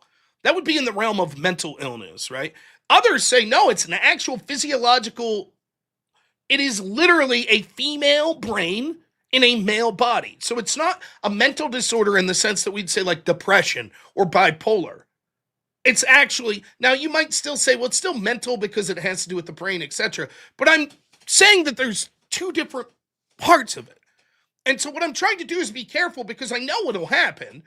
If you're like, well, here's why it's not a mental illness, or here's why it's a mental illness, they'll say, what about the studies that show that scans show that blah, blah, blah, so it's not all in your head. So I'm just making the claim. If a book gets banned from Amazon for saying being trans is an illness, that's what we should be looking at. Is it an illness? Not is it specifically a mental illness? That's not why they're being banned. And he's sort of doing everything he can to stop talking about the fundamental underlying issue of whether or not being trans is an illness. Well, the American Psychological Association says blah, blah, blah, it's mental and blah, blah, blah, blah, blah. So notice we're sort of hemming and hawing here, and it's irrelevant to the underlying question as of right now. One field and apply it to another is just not a valid approach to this. So then, stop. You can't, wait, come. Sure, I'm sorry. Like 20 minutes, okay? You cannot take a definition from another scientific field and then try to hold other scientific fields to those same definitions and pretend like you're making any sort of coherent argument. It's completely incoherent. Medical doctors, as far as I'm aware, don't typically diagnose in the domain of the mind. Like usually you have to see like a specialized medical doctor, like a psychiatrist, or you have to see a non-medical doctor, like a psychologist, in order for these types of diagnoses. Like you're not going to go to like a general physician and they're going to say like, oh yeah, well, it looks like you have general anxiety disorder. Like I think they'll normally write you a referral to like a psychiatrist or somebody that's more equipped to analyze those things. And which is strange because you think. Yes, no, it is. I've seen general physicians diagnose things that what you would consider more psychological. But yeah, you would expect, sometimes they would defer, and you would expect someone with more expertise in the field to have a superseding opinion that you would trust more. But well, hold on. Well, a medical doctor, a general practitioner should know like what an illness is. Well, no, because mental illnesses are something that exists under a scientific domain, right? But I'm not doing that. Right, I fully acknowledge that. Clearly, you're right. Well, but you are, because you're trying to make like you're trying to take this idea of like what is an illness broadly speaking, and then you're trying to like ham fist this into like how psychologists define like mental illness when these students at school like a mental illness is like a behavior. But I think he might have been saying that because of something like what Tiffany was saying earlier, which is why I asked that question earlier, because she called it a treatment. She specifically worded it like a treatment. Exactly. I don't talk about anything Tiffany said or claimed. Okay, those are totally separate. I don't deal in any. But let me, if I may respond to you, Destiny. Sure, so here's the deal, right? I wasn't saying, like I explained right out of the gate what my definition was. I didn't mince words about it. I said something, a disorder or something wrong with your body physiologically or mentally that requires some sort of medical intervention. Right? That's what I said. You were like, well, that could be a diet that says that you require vitamins and things like that. No, I was like, never conflating. The difference is, just real quick, the difference is everyone was trying to say, mental illness. So we were talking about it in that frame, but I was clear the entire time that, and I said it in my opening statement. I said, whether it be a mental illness or a physiological illness, it is an illness. So I'm not the one saying, well, I'm not just like require. Wait. When you say requires treatment, like that definition is just not like. For instance, obesity is considered an illness, but you can't treat obesity. Sure, you can. Diet, exercise, pills. A diet? You think? Okay, then that means that literally every single thing in the world is an illness, Rob. No, that's not true. Every single thing in the world can be treated with something. It's entire bullshit. And so this is the question I wanted to get to when I said, if you give me 5 minutes to question you. So your interpretation is, and correct me if I'm wrong, I'm not trying to straw man you. You say that it's not an illness. Transgenderism is not an illness if you could function perfectly acceptable in society. That's what you said, correct? Without severe gender dysphoria, yeah. Okay, so if I'm schizophrenic and I could function perfectly acceptably in society, I don't have an illness? Schizophrenic is it's considered different. Hold on, let me check. Yeah, it's different, right? Because see, his argument makes no sense here. So in other words, if you're trans, but you could get, let's say you go home every night and you're like, I'm a biological male, but I think I'm really a woman. I think my brain's wrong for my body, right? I'm trans. But I have a job. No one knows it. I keep it to myself. Then it's not an illness. I'd say, no, there's still something wrong with you. Some sort of mental disorder. If you have depression and you're able to function completely well in society and no one knows, that doesn't mean you don't have depression. Even if you never get treated for depression, you would still have depression. The same with schizophrenia. The same with bipolar. The idea that it's not an illness if you could function in society. I mean, there are plenty of people, not just mental illness, physical illness. The example I give, diabetes. There are plenty of people that are diabetic, that don't take insulin, that don't take medication. They just manage their dietary choices. They exercise. That doesn't mean they're not diabetic because they're managing society. It's absurd. Whether or not something's an illness, it doesn't require on how well you can manage it. Well, you could exist in society as a perfectly normal person. It specifically does. No, it doesn't. No, it doesn't. Mental illnesses That's bullshit. Okay. Again, we're not talking about mental illness specifically. We're talking about whether or not something's an illness. Therefore, I could be diabetic, manage my diabetes even without medical intervention, and still function in society properly. That doesn't mean I don't have an illness. Like, literally, we have Tiffany, which I didn't hear you disagree, say the brain shows up as being in the wrong body. Stop. I'm going to mute you and stop. I'm not going to own anything Tiffany says. Okay. So stop. Don't try to throw things Then let me that she ask says you, at me, do you agree with Tiffany that there is scientific evidence? No, I don't agree with anything Tiffany said. Don't throw her statements and try to attack I'm not. I'm asking you a question. He already said earlier, yes, the evidence seems to suggest preliminary that there could be brains in wrong bodies that would show up in scans. Now, notice how he threatens to ban me? See? He doesn't have an answer. He goes real quiet there. You don't have an illness if you could manage it and go through society. Absurd. Absolutely absurd. So now he's threatening to ban me. So, okay. Let me put it in a way so your tender feelings could deal with it. Seemed like a reasonable position. I had no reason to disagree with her. I don't care. No, I don't agree with. Let me take Tiffany's name out of it. Do you agree with the people that say that scientists have discovered that there is scientific evidence that show that the brain of a transgender person operates as if it was in the body of someone else?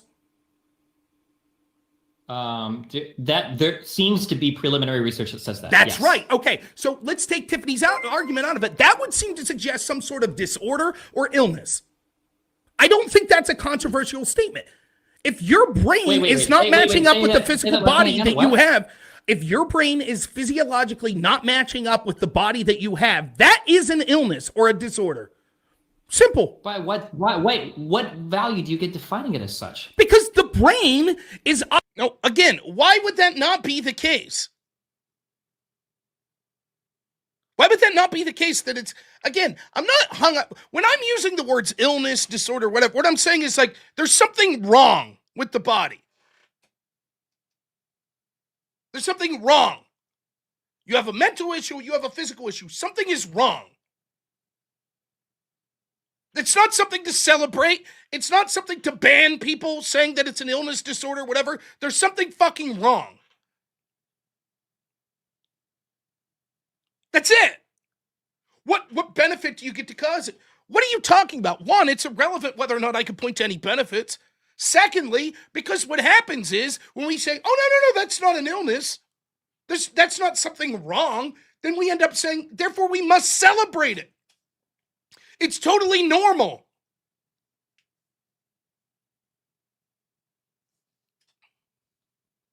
Operating as if it's in a different mechanism. That shows that there's something inaccurate. What is the value that you get? What is the value that you get from that diagnosis? Well, one, we get to... Well, first off, the value of it is irrelevant to the truth of it or not. Secondly... No, that's not true. The only reason diagnoses exist is for value, Rob. That's bullshit. That's bullshit. That's not bullshit. That's why do you think medicine and all this stuff exists? Diagnosis exists rather on a basis of truth. That's why the diagnosis exists. It's not just medically. That's a diagnosis is a fundamental examination of something and the truth of that situation. That's what a diagnosis is. It being medical or not is irrelevant. So the value of the diagnosis is irrelevant. Second, there is value to the diagnosis, right? Because if there is a fundamental physiological difference between your brain and your body, then there's value in understanding that because it instructs you on possible treatments going forward. Even if you are depressed. So you stumbled onto it, okay, at the end there, okay? So the reason why we have diagnoses, and it's debatable, because I know that some therapists will even debate on whether or not a diagnosis should be made, because it might inhibit a person's ability to get treatment. The reason why we make a diagnosis is because we understand that if we diagnose somebody in a certain way, it helps us find ways to treat some underlying condition. Sure. That's why a diagnosis exists. It's not any pursuit of truth or knowledge. That's totally has nothing to do with why a diagnosis is made. Diagnosis is typically made so that we can get people help for underlying conditions. So my question is the APA has separated out the idea behind gender dysphoria and behind being a trans person. If they find that there's more value in separating those things out and identifying somebody with gender dysphoria or severe gender dysphoria is more valuable than just broadly identifying all trans people as having a disordered identity, right? Why wouldn't we just accept the APA stuff and go, okay, yeah, this makes sense. Like a trans person can exist. They don't necessarily have a mental disorder. And there are some people that experience gender dysphoria to a great extent, and these people probably need help. Well, two reasons. One, much because the same way that somebody like with body dysmorphia, Sure. right, is going to be different than somebody that just happens to be overweight. Yes, but it's the same thing. If your brain physiologically doesn't match up with the representation of your body, that's some sort of disorder. So there's two reasons why we shouldn't just appeal to the APA. Wait, why is that a disorder? Oh, what about a kid? Oh, no, wait, I can't just... Do you see? Like the constant interrupt. Let's read some super chats real quick. Perry Incorporated, $5 says, crazy thing is I thought it was a great debate. I hate to see it clipped to misrepresent you. Well, Mr. B, $20 says, isn't Destiny quite literally making the case in his own argument that the trans brain's akin to a reaction to a cyberpunk-style brain transplant? Yes, that's exactly what he's doing. Hailstorm, $10 says, heading to work soon. Crazy, these bouts of temporarily incorrectness only happen when the woke agenda nonsense gets debunked. Trust the science, TM. Yeah. Going back real quick here to Mr. B's comment. Yeah. Now, do you see how the entire debate is about whether or not it's an illness? Do you see that? We're not talking about have you heard one time, here's what the potential treatment should be? No. We are literally talking about whether or not it's an illness. So when Destiny says, well, it's analogous to someone ripping your brain out of your body and putting it in the opposite sexed body. So if you're a man, someone drugs you, rips your brain out against your will, puts it in the body of a woman. Is there a problem? Yes. There's something to be treated. There's a horrible problem here. He's like, yes, that's akin to being trans. Right. Which is an illness, a disorder. Something's horribly wrong. Right. That's my argument. Which is why he says, I agree, right after that part. But then he clips it out of context to talk about, for example, if this discussion was, should we give hormone blockers to 12-year-olds? My answer would be no, for a litany of reasons, and I've had that debate. But he acts like that's the debate we were having. Perry Incorporated, $20 says, already said this, but worth super chatting. The brain-body argument in any form is a post hoc justification. The real problem is identity erosion and the lack of association with self-image. They expect you to grant the concept. You're right. Lost my place here. Keith, $2 says, damn, Rob, you lost a bunch of weight. Congrats. But thank you. I did. Since 5 years ago, I've probably lost 50, 60 pounds. Yeah, thank you. Lavin, $5 says, calling Ellen Page Elliott, for example, is different than calling her a male, as changing your legal name doesn't change your biological sex. Yeah. Baxter Boy, $5. Thank you. Haas Knuckles, $5 says something is Abby normal. And the crazy, $10 says, for the education, thank you. Remember, get your super chats in. Promise I will read them all. Let's check over Rumble real quick. I don't see any super chats there. We shall continue. Don't forget to hit like. I always forget to say that. Let's continue with the debate. Just happy to find something and run away from it. Let's focus on this one thing. Okay. So when the brain has a mismatch, how it would have, what about a person that really wants to be shredded, or they fucking want to be like an anime character or something? Okay. Do you just say all these people have a disorder? No. Wanting to be something's different than thinking your body doesn't match up with what your brain identifies your body as being. Yeah. If you look like me and you say, actually, I got a six-pack and I'm shredded, yes, I got a fucking illness. If I say I want to be shredded, that's... See, even the examples he gives. Even the examples he gives are absurd. Now, He says, what if you want to get shredded and look like, Goku or something? No, there's nothing. You don't have an illness. But if you are a fat guy and you say, I am, that is how I look, something's wrong. We don't accept the delusion. We say, yeah, there's something wrong with you. Now, if we take this to the logical extent, if that's what he claims trans are, that they're not actually people that think they're in the wrong body, they just cosmetically want to look different, okay, fine. No problem. I could say that's not an illness, but then I would think they're not trans. And they are entitled to no rights whatsoever that they're the opposite gender if they just want to cosplay as it. That's no different than a cross-dresser. Fine. No problem. If you want a facelift and shit because you're 60 and you want to look younger, fine. We don't then qualify you as a 20-year-old because you got cosmetic surgery to look like one. And most of those people don't fucking in their confused head think, actually, I'm 20 now because I got the face surgery. So again, even the examples he gives continue to prove my point over and over and over again. Not an illness. Don't do that though. Wait. But trans people don't just think they have a dick or think they have a vagina. That's not how a trans person thinks. No, they think that there is a biological reality to sex and that their brain is the biological reality opposite of what their body is exhibiting. Yes. Right. But what is wrong with that understanding? Because it's a disorder. It's something different. If I, as a big fat guy, real quick, let's use your example. So with your example, if I think I'm a shredded anime character, but I'm actually someone who's overweight like I am, there's something wrong. Okay, whether it be mental or physiologically, there's something wrong. Let's just, Rob, it's not, Rob, we're not trying to dunk each other. I'm trying to focus on this, okay? Just this particular thing, okay? My analogy is, let's say that you have a trans person, okay? So you have a male or we'll say we have a female mind and a male body, okay? You have a trans woman, okay? Mm-hmm. Their problem is that they feel as though they would more accurately be represented with secondary and primary female sexual characters. That's what they feel. This is a trans person, okay? Okay. Then let's take another person, okay, that is thinking like, man, like I might be overweight, but I feel like I feel like I should be shredded. I think I would look better. It would just make me feel so much better, right?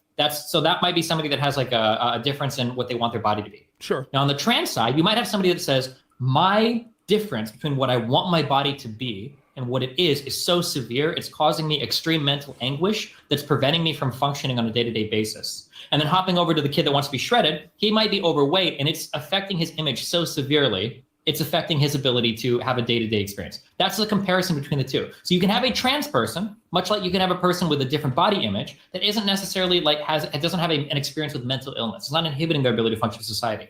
But there could be a trans person with dysphoria, the same way there could be an individual with dysmorphia, where their ability to function in society is inhibited. What's wrong with this analogy?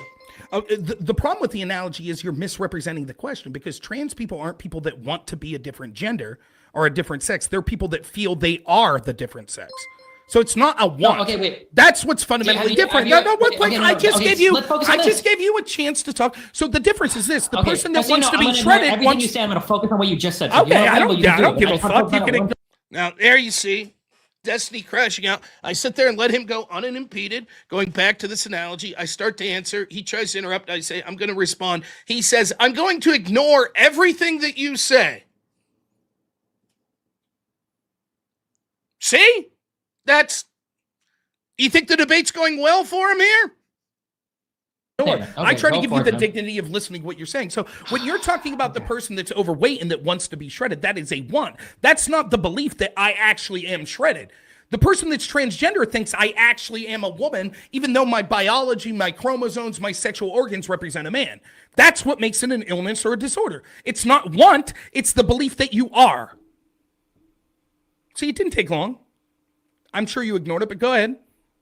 Have you ever heard the distinction between gender identity and gender expression? Yes. Okay, so a trans person doesn't think that they have a male body, even if they're female, or a female body if they're male. A trans person feels like their brain is wired more to be that is in a contrary position to what their sex is. Yes. That's the trans brain. Yes? That's a physiological or mental disorder or illness. Yes. Okay, so here's my question for you. Okay. And so far, this seems to be what the preliminary science indicates. Now, it might be different in the future. Let's say that it comes out that trans women actually have like fully fucking female brains, and trans men have fully fucking male brains. Now, you see, this is why I kept saying it could be a mental illness or a physical, because I know this is where the argument will go. See? Now he's like, okay, it's not a mental disillusion like a bulimic person or an anorexic person that you're delusionally think that your brain's in the wrong body. It physically is in the wrong body. Do you see why the entire debate, for a half hour now, he's hemmed and hawed. Why do you keep saying it could be a physical delusion? Why do you keep saying that could be part of it? Because I know this is where the debate's going to go. That's what Tiffany did. Remember, he threw a big stink. I don't agree with anything that Tiffany said. I'll fucking ban you right now, blah, blah, blah. Now he's going right back to her argument, which I've already addressed. Would you at that point agree that, oh, wow, it's actually not an illness at all? Like, they accurately identified that their mind is actually that of a sex that's different than their body.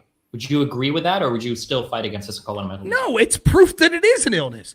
It might not be mental, but it's physiological then. Wait, if they're accurately identifying the underlying fact of the matter, that they have a male body and a female brain, what part of that is an illness? It's a fucking disorder or an illness. Your body, there's something wrong that your brain isn't matching up with the representation of your body. It's that simple. Okay, I'm going to ask you one more time. Yeah, let's say. Now, does anyone see? So what he's doing is like, oh, you're saying they're crazy and they're delusional and they have a mental illness because they think their brain's in the wrong body. Yeah, but what if their brain really is in the wrong body? Then that too is an illness or a problem. They might not be delusional, but it's still a fucking problem. It's an order, an illness, etc., etc. It might not be a delusion, but it's still an illness or a disorder, etc. Let's say that we knew that you could have a male brain and a female body. Do you think how is that a disorder? Because there is something fundamentally wrong between the connection between the brain and the body. Okay, when I'm asking you for these answers, right, you keep appealing to these phrases like common sense or fundamentally wrong or disorder. I understand that's how you feel. I'm trying to ask you why. Why do you feel like that is a disorder? Why do you feel like that's fundamentally wrong? Do you think accurately identify that you're a male brain and a female body? It's there. Let's take the word. So you want to argue the semantics of disorder, illness? Do you think if there's Hold on, Rob, I'm not a semantic. No. Who's this third person intervening? Like, I think me and Destiny are having a good conversation. Okay, I'm not. This isn't a semantics argument. Okay. This is a fact of the matter. I'm trying to actually get at what you believe here, right? Okay, what I'm getting at, what I believe is if you have a system that the operating system of it and the intelligence level of it thinks that it's in a body that's inaccurate, there's a problem. We call that problem a disorder, an illness, or something like that. Okay, here's a question. Let's say that we are 20 years into the future, we have brain transplant surgery. Sure. Let's say that I take your Rob's brain and I put it into a cis woman's body. Let's say that you wake up and you're like, this feels really wrong. I feel like I feel like a man. Now here's the part that's clipped, right? Okay, let's say we remove your brain. He's going to admit, yes, that's an illness, a disorder. That's something wrong. Something terribly wrong. That's my entire point. Now, do you see? So that I can't be misled. Or so I can't be accused of misleading. Do you see?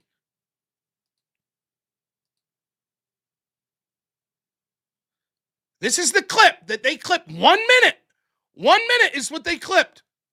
Okay, here's a question. Let's say that we are 20 years into the future, we have brain transplant surgery. Let's say that I take your Rob's brain and I put it into a cis woman's body. Let's say that you wake up and you're like, this feels really wrong. I feel like I feel like a man and now I'm in a woman's body. Would you say that like that's a disorder, that you have a disorder there? I would say I have a disorder, an illness, or something that's wrong physiologically or mentally with my body, yeah.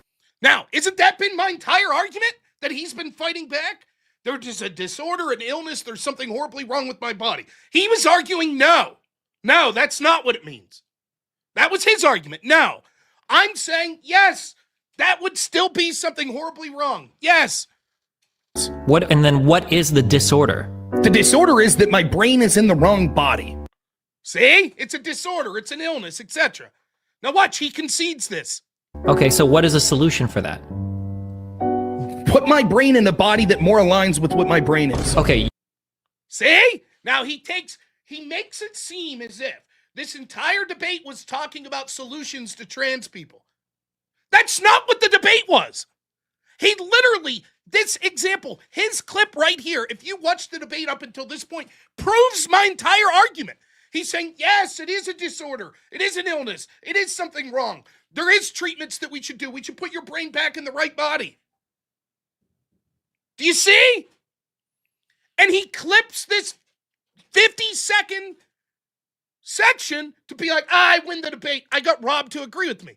You just stated exactly that, okay, I love you. You are the most trans-positive conservative I've ever argued with. So that is exactly the position that trans people take, is what you should do is you need to make the body... That's the position trans people take. That it's a disorder? That it's an illness? When the whole discussion was, no, that's not what it is? Match what the brain says. So that's why we have things like hormone replacement therapy, sex reassignment surgery. It's to make the body match what the brain is experiencing. So what you just said is that exactly. Okay. Now, back to the debate. Do you see? Do you see how it led up to get that 1 50-second clip completely out of context? Completely out of context. Nowhere in here did we talk about what the treatments of trans people should be. It is literally, we're just talking about, is it an illness? Is it a disorder? And he's like, yes, of course. Now listen. And now I'm in a woman's body. Would you say that like that's a disorder, that you have a disorder there? I would say I have a disorder, an illness, or something that's wrong physiologically or mentally with my body, yes. And then what is the disorder? The disorder is that my brain is in the wrong body. Okay, so what is a solution for that? Put my brain in a body that more aligns with what my brain is. Okay, you just stated exactly that, okay, I love you. You are the most trans-positive conservative I've ever argued with. So that is exactly Where have I ever showed that I'm trans negative? What you should do is you need to make the body match what the brain says. So that's why we have things like hormone replacement therapy, sex reassignment surgery. It's to make the body match what the brain is experiencing. So what you just said is that. Right, but so again, like, where is this argument? Because I say that, and this is the exact argument that you're actually making my argument for me. So the reason that in addition to all the reasons you stated why banning these books is wrong, the fundamental reason other than that is that it's true. That if we're going to say that people require medical interventions to get into the body that they relate as, that's a medical issue. That's a disorder or illness. If we remove that and we say, no. Rob, I agree with you. Okay. Now, we are 35 minutes. We'll take out 3 minutes for the intro. So about a half an hour of him disagreeing with me. Now you watched it. You all sat there and watched it for in half an hour. Who are you to say that it's an illness? Who are you to say it's a disorder? Who are you? The APA disagrees. They disagree. It's not an illness. It's not a disorder. Who are you to say it? That's what we've been arguing about for half an hour. And then he says this. To get into the body that they relate as, that's a medical issue. That's a disorder or illness. If we remove that and we say, no. Rob, I agree with you. Okay. Notice he cuts that part out of his little 50-second clip. Notice that? Huh. He does this all the time. He sits there and argues with me. We go on for a long time, and then he says, aha, I got you. And I'm like, no, you're agreeing with me. He goes, of course. Now you agree with me, so I'm right. No, Destiny, that was my point the entire time. And then he thinks it's a big gotcha. Amazing debater there. For half an hour says you're wrong, you're wrong, you're wrong, you're wrong, you're wrong, you're wrong, you're right. Aha, you're right because you agree with me. No, you're the one who changed your position. So, okay, he clips it. He puts it on Reddit. I get in the front page of Reddit. Okay, everyone assumes I was wrong because this clip, I respond, show my clip. Maybe 1/100th of the people see it. And then he keeps putting that clip. 5 years later, he's putting that clip out. 5 years later, he puts that clip out and says, conservatives wage a whole culture war just to agree with the treatment in the first place. LOL. Again, misrepresenting the entire thing. What, like the fact that he re-put the clip out 5 years later, and he knows damn well that he got his ass kicked.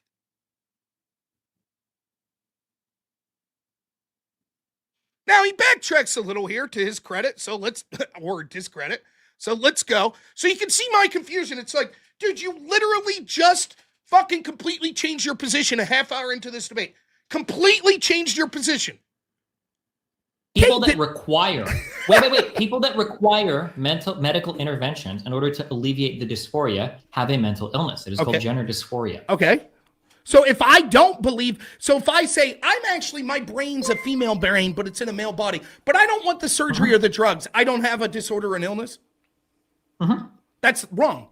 I just am choosing to not get treatment for it. Such as if a schizophrenic person says... Do you think that there's a fundamental difference between a guy that wants to kill himself because he's overweight versus a guy that's overweight and he recognizes like, it's kind of unhealthy, but it's whatever? Do you think there's a difference between these two people, or they... Both have medical problems, though. Yes. But they don't both have mental illnesses, right? Again, you're conflating the term illness with mental illness. Okay, I'm asking you. There's one guy, he wants to kill himself because he's overweight, and another guy is just, he's okay with overweight. Would you say the former has a mental illness and the second doesn't? Now, do you understand why it seemed like I was being semantical when I was talking about physical or mental illness? Because Destiny brings up the exact hypothetical that I knew they would. But what if your brain's physically taken out and put into a different body? Then what? Well, that's something wrong with that. Exactly. What will you do? Put your brain back into your body. Aha! So you're admitting that it's an illness. Only if you want your brain put back into your body. Well, no. If you aren't self-harming because your brain has been physically taken out and put into the wrong body, you might not have a mental illness, but there's still something physically wrong. So then he gives another analogy. He's like, what about an overweight person? One's overweight and it's unhealthy. The other's overweight and it's unhealthy. And he wants to self-harm. Yes, the second person has more problems, including a mental issue. That doesn't mean that the underlying physical illness isn't there. That's exactly my point. So when we're banning books calling trans an illness, whether you look at it as mental or physical, it's irrelevant. It is an illness. There's something wrong. It's not something to be celebrated.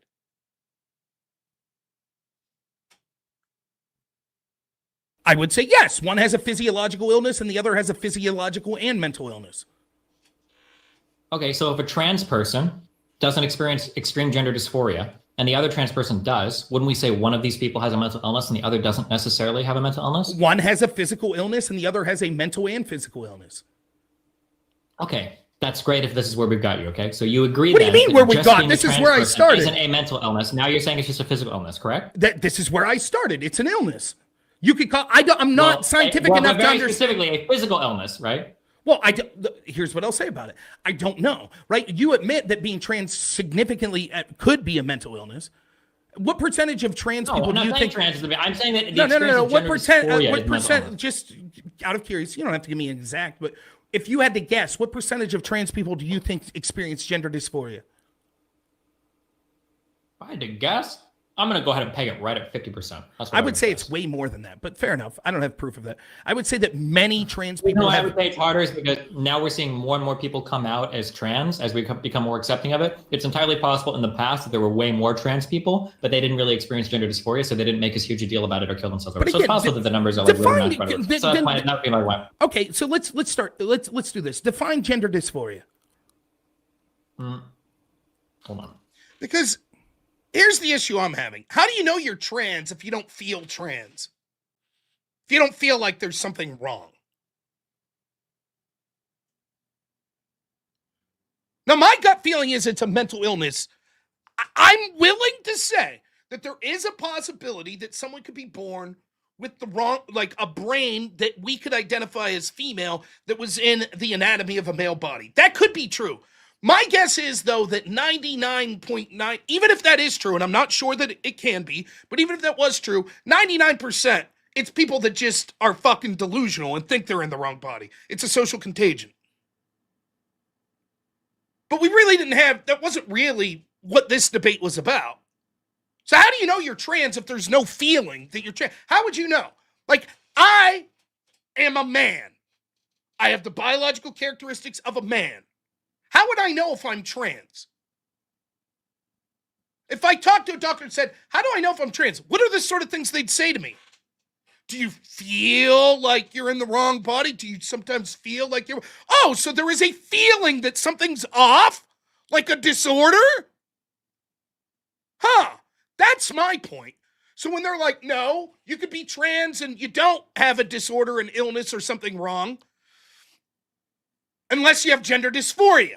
Then, so what's the difference? How do I know that I'm trans without being gender dysphoric? So, okay, how do they define gender dysphoria? That's what we're going to get. Gender dysphoria is the anguish that arises from the difference between your gender identity and your sexual presentation. Okay. So if you feel as though you have the gender identity of a male, but your presentation, your primary and secondary sexual characteristics are female, then the anguish that results in the disconnect between those two things drives you to like depressive states of mind and inhibits your ability to function. That's gender dysphoria. Would you admit to me, and maybe you won't, but I would say this, would you share my belief that the anguish is subjective? Of course. Okay. I'll go a step farther and I'll say there might be some societies, potentially, where a person might be trans in this society, maybe in another society, maybe they wouldn't necessarily. Maybe the gender roles or maybe the configuration of male or female in a society is so different that maybe some people would. That's entirely possible, sure. Okay, so then here's the problem. I don't understand how it's possible to be transgender without gender dysphoria, because anguish could be so subjective. For example, I'm someone who's overweight. I'm actually, though, I hope, I could be wrong, based on the fact that I have a newborn child, I have the best wife in the world, I'm a happy person. I don't feel like I'm depressed or suffer anguish from the fact I'm overweight. My problems with being overweight are more like sleep apnea, other problems, like physiological problems. But I don't know that I have mental anguish over it. But the fact that I know that I'm overweight and there's part of me that's concerned about it would be some small level of anguish, correct? Mm-hmm. Okay, I don't know then how you could identify and saying my brain's in the wrong body, but I have no reservations whatsoever about that. How many trans people do you legitimately think that's the case of? Wait, I didn't get the step here. So in terms of you having like a little bit of discomfort. Right, that's like, anguish. That would be a therapist wouldn't identify that as being a mental illness, right? There are more specific criteria. So my understanding is that generally speaking, when it comes to mental illness, criteria are going to be like, can you hold down a job? Do you take care of yourself, right? Do you wash yourself? But that's not, again, that's different. We're talking about specifically gender dysphoria. There is no part of gender dysphoria that says, oh, you're not gender dysphoric if you can hold down a job. That's absurd. So see how he takes what we're talking about, the definition of gender dysphoria, and he said gender dysphoria is sort of a mental problem, a mental illness, because it causes anguish from being in, thinking you're in a body that your sexual characteristics don't match up with your mind. And I'm like, but what's the term anguish mean? How do we determine that? Isn't it subjective? He's like, yeah. It's like, for example, I'm overweight.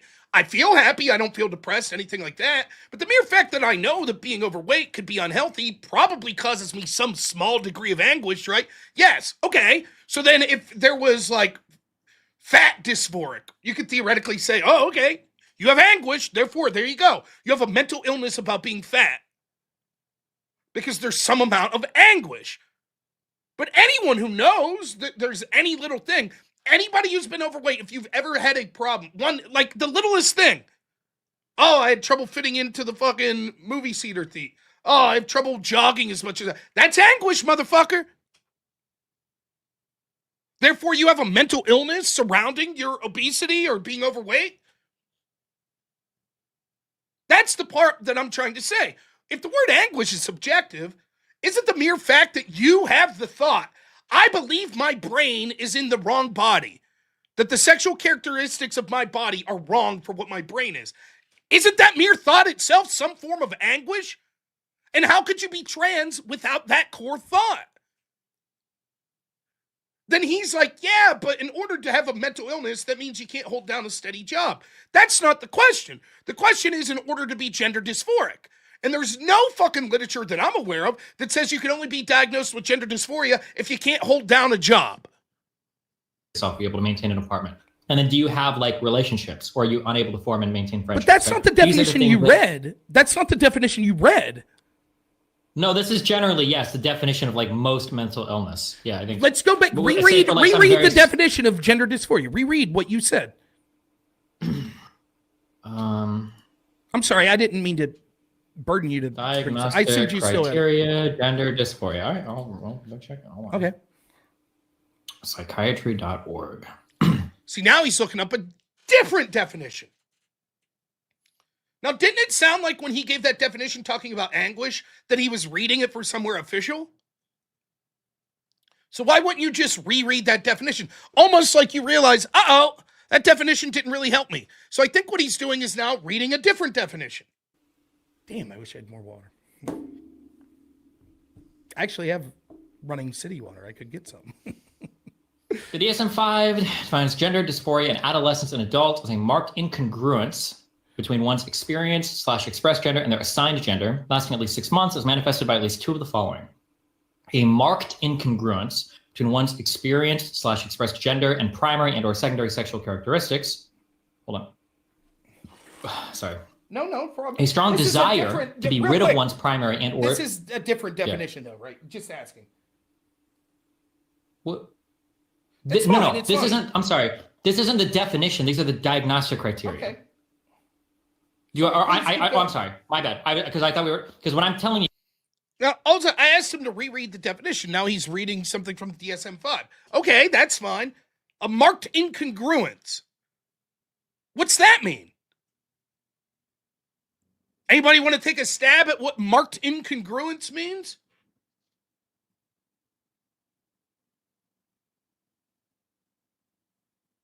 A feeling that it's different, right? Something's not adding up, right? That's a marked incongruence. A definitive feeling that things aren't right. That your biological, sexual organs, etc., is different than what your brain thinks. Not aligned, right? Okay, how are you trans and you don't have a marked incongruence? How is that possible? How would you know you're trans if there's no incongruence? Can anyone explain that to me?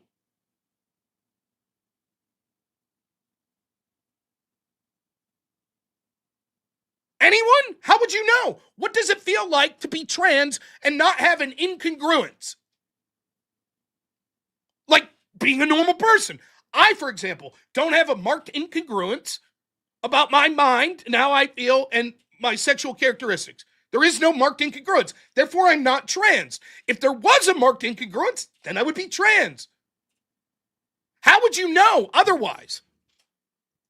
In terms of like not being able to hold down a job. I mean, this is how people diagnose these. Well, I just illnesses. asked because I asked you for a definition and you read one, and this is different. I don't mind that. That's fine. I just wanted to clarify for my own. Well, I can give you the definition. It's up a few paragraphs if you want. I'm sorry. The term transgender refers to a person whose sex assigned at birth, i.e., the sex assigned by a physician at birth, usually based on external genitalia, does not match their gender identity, i.e., one psychological sense of their gender. Some people who All right. So if it doesn't match your identity, that's being trans. Okay. Some trans people have gender dysphoria is what it's going to say. And here's how it defines that. are transgender will experience gender dysphoria, which refers to psychological distress that results from an incongruence between one's sex assigned at birth and one's gender identity. There you go. Okay, so how do you experience, so according to that definition, how can you be transgender and not experience an incongruence from one's assigned sex at birth, but the way you identify? I mean, how can one person be overweight but not experience gender dysmorphia? No, that's not the question. Dysmorphia. That's not the question. It seems the central position of being transgender is that you feel there's an incongruence with what your brain thinks with what your body represents. That seems to be not every incongruence causes a great distress to you. But like again, we said the this definition, earlier, right? The mental anguish, Rob, mental anguish can be subjective, right? I might get a school paper back and I get a C and that's fine. And the guy next to me might get a B and he might want to kill himself, right? Like people experience things in different ways. Right? That's absolutely true. But the definition you just read to me didn't talk about levels of anguish. It said experiencing an incongruence.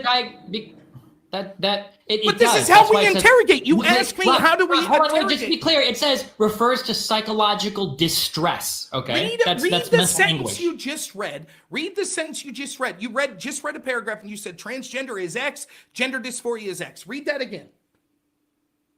The term transgender refers to a person whose sex assigned at birth does not match their gender identity. Some people who are transgender will experience gender dysphoria, which refers to psychological distress that results from an incongruence between one's sex assigned at birth and one's gender identity. Okay, so I will admit the term distress is what we're hinging this on then.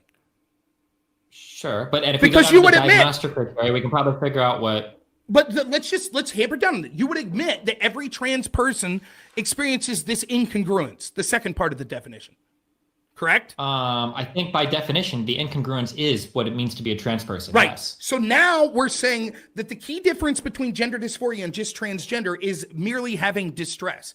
So again, we use the term That is anguish exactly before. correct. Yeah. Okay, Yeah. we used the term anguish before. Now we're using the term distress, right? Would you admit, I like think me? okay, hold on. Just to be clear, if you want to use Now, again, my argument is even if you're not, quote, distressed by it, that incongruence itself is something that is an illness, a disorder, something that's wrong. For example, if I robnoerr, firmly believe that I'm a unicorn, but it causes me no distress. I'm just like, I am a unicorn. I am. Yeah, there's something wrong with me. There's something wrong. And you might be like, actually, though, we could do a study and find out that Rob's brain is, in fact, the brain of a unicorn. Okay, then that thing that's wrong with me is physiological. But there's something wrong. An illness, a disorder. Something is off. Whether or not I'm distressed or anything is irrelevant to that central point. The being distressed portion of it could lead to further mental problems. Now, the point I'm making here is the term anguish, much like the term distress, anguish and distress are both incredibly subjective. Incredibly subjective. I'm not trying to play gotcha. Oh, you said anguish, now you said distress. I'm trying to say, much like with the word anguish, where I got you to admit, yeah, like, if you're overweight and you're like, yeah, that might not be healthy, that's a form of anguish. Which basically everyone would have that's overweight. You said you have a master's in English. You're playing semantics games now. I don't I have will a say master that in yes, English. now I'm using distress instead of anguish, but I believe that these words are corollary to one another. I don't think that's disagree a with huge you. I walk don't back or disagree. change in my position, but go for it. Listen. First off, my master was in speech communication. Second, I'm not disagreeing with you. I'm just trying to. Okay, so yes, we are using distress now, but anguish, I believe, is a is a that's good fair. synonym for distress. Yes, So go I ahead. agree with that. I'm not trying to. Okay, all that's right. not what I'm trying to do, right? But I'm saying that's the defining term. You have to experience some sort of anguish or distress. So that's where my question comes into effect. And I'm glad you agreed they're synonymous because I think it helps my position more. You've already admitted that the mere fact that I say, I should lose some weight is the definition of some, albeit small, level of anguish, correct? Not correct, no. Okay, so then how would you define distress or anguish? It's a discomfort that arises from a thought. Okay, so you would argue that only 50% of trans people have a discomfort from rising from the thought that their brain's in the wrong body. Okay, hold on. That number is a complete and total guess. I have no fucking idea. I'm not going to let you beat me over the head with that number. No, You I asked me don't to give you mean a that. guess. I have no fucking idea. I don't know. I have Let me be no clear. idea. I Let really me be clear. I'm not holding you to that number specifically, but I'm trying to argue that that's the overwhelming majority of trans people. That's what I'm saying. I don't give a shit if it's we don't 50% know that. or That's why I 50%. said I don't know No, that. no, Trans it people that certainly might be- is. Like it, and this is We what. know you can't say that. You can't say that, Rob. You don't know Well, that. but this is what I'm talking about, the denial of common sense. And the denial, and like, I understand you say, Okay. well, common sense can't Sure, be defined. okay, I'm gonna but make we an- understand. Okay, I'm gonna make an. Hold on, real quick, because you keep doing this. So I'm gonna tell you why common sense doesn't work. Okay, so I personally, I don't have a very strong identity with my gender. I don't really give a fuck if I'm a man or a male, or if I was a woman or a female. By the way, this is my favorite part that the trans community ended up backing Destiny on this. I don't really care about gender. Okay. Honestly, in terms of how I view myself, it really doesn't make much of a difference to me. I don't strongly identify as being male. Now, as of recently, I've come out and I've said that I'm non-binary because it gives me a lot of armor on Twitter and because technically that makes me trans. So I can't be transphobic anymore, okay? I don't blame you. However, I think that is an accurate summary of how I relate to my particular gender identity. I say I'm non-binary so that I have armor against the trans people. I just say it because it doesn't matter. So I'm trans. That accurately sums it up. I don't strongly feel connected to gender, therefore I'm trans. Now it is possible, and because I am non-binary, that's technically a subset of trans, right? So I am considered a trans person. Now it is possible. Now I don't feel any fucking anguish or any dysphoria over whether or not somebody calls me male or somebody thinks I'm fucking female or woman. Now, based on the DSM-5 definition he read, that's not true. Being non-binary isn't the same as being trans. His definition said that it's basically an incongruence with your brain and your sexual characteristics. being non-binary means society says this is how men and women are supposed to act, and I don't fit neatly into either of those. That's different than being trans. But you're trying to claim that you're somehow part trans so that you could argue against trans people and say, well, you can't attack me because I'm trans, because I'm non-binary. That's just something I just don't really care about. It is entirely possible that there are a lot of other people that feel that way. And they might even be trans women or other non-binary people that just don't have that strong of a dysphoric feeling related to their gender identity. Now, if that's the case, now going on my personal experience and going about common sense, it's totally possible that there are way more non-binary people out there, or even trans people that just don't feel so strongly attached to their gender identity or expression that they have anguish or distress over it. Now, here's one argument that I wish I would have made, and I don't think I make. Then fine. If that's what we're accepting as trans, that there's a bunch of people that literally are just like, yeah, sure, I feel trans there, and nothing about it changes, fine. I don't give a fuck about those people. Fuck them. I give a fuck about the people that are saying, you have to use these pronouns. You have to leave me in women's sports. You have to leave me use these restrooms. Clearly, those people all have to be dysphoric based on his definition because there is some sort of distress or anguish with their current setup. Otherwise, they'd just go into the men's room. They'd just play sports against the men. They would just allow people to use he, him pronouns. Otherwise, if they say, no, I want to be used called she, we'd say, go fuck yourself. Why? Because I don't like it. Oh, because there's some form of anguish or distress.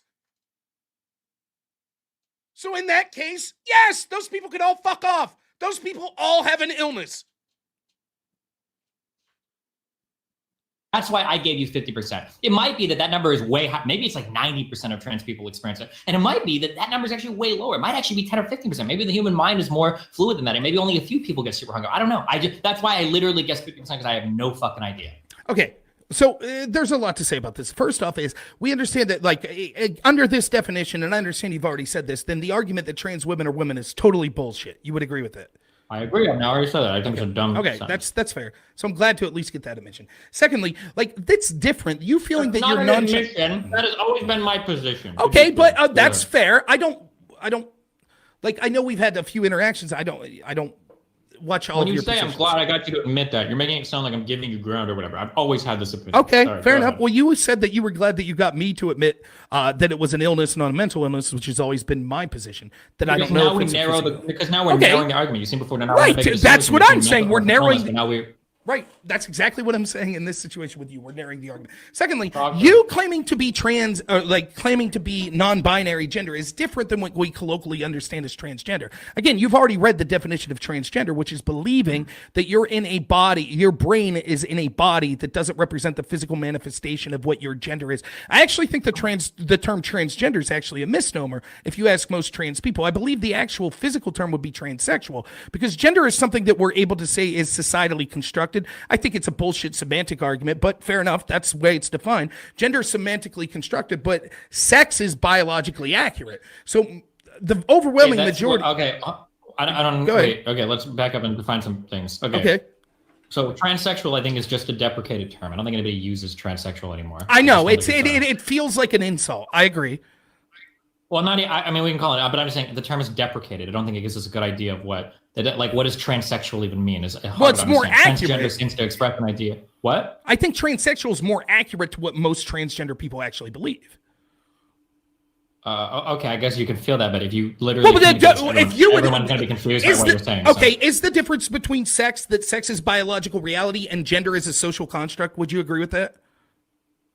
No, but I don't know how much I want to fight on the philosophy, so I guess I'll say yes for now. Okay, well, fair enough. I will say that I will admit that I'll say that sex broadly refers to two categories that have some underlying fact of the matter, some underlying features that seems to be encompassed by male and female. I agree with that. Yes. Okay, so I think that most transgenders feel that they're in actuality transgender.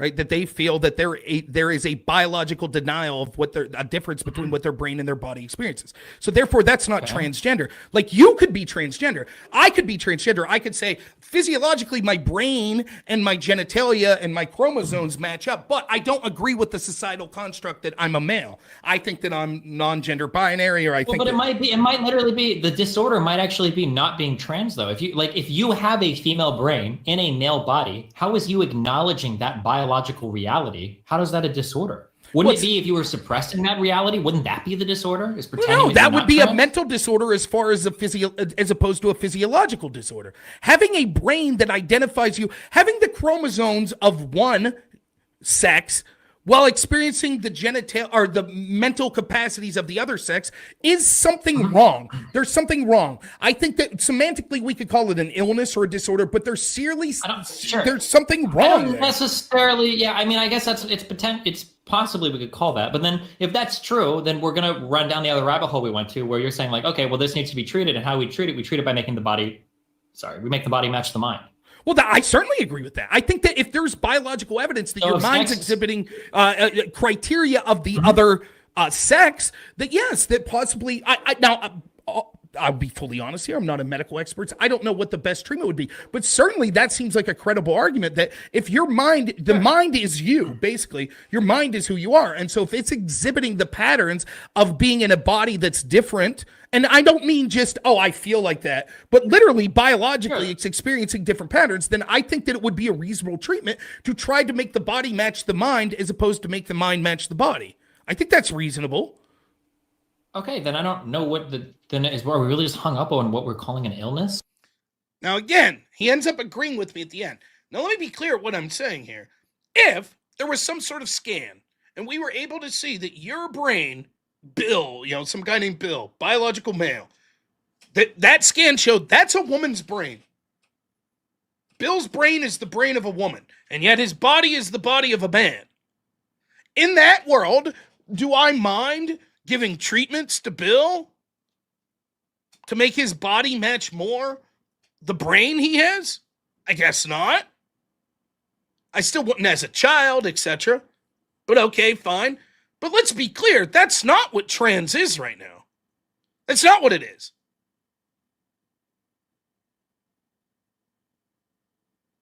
It's people that say, I feel this way. And I'll bet if we scan their brain, we'd be like, there's nothing about your brain that shows that's the case.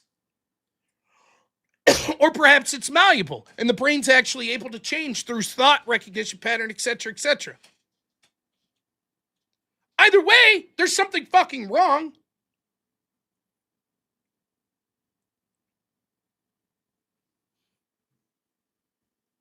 Right, but that's the point, right?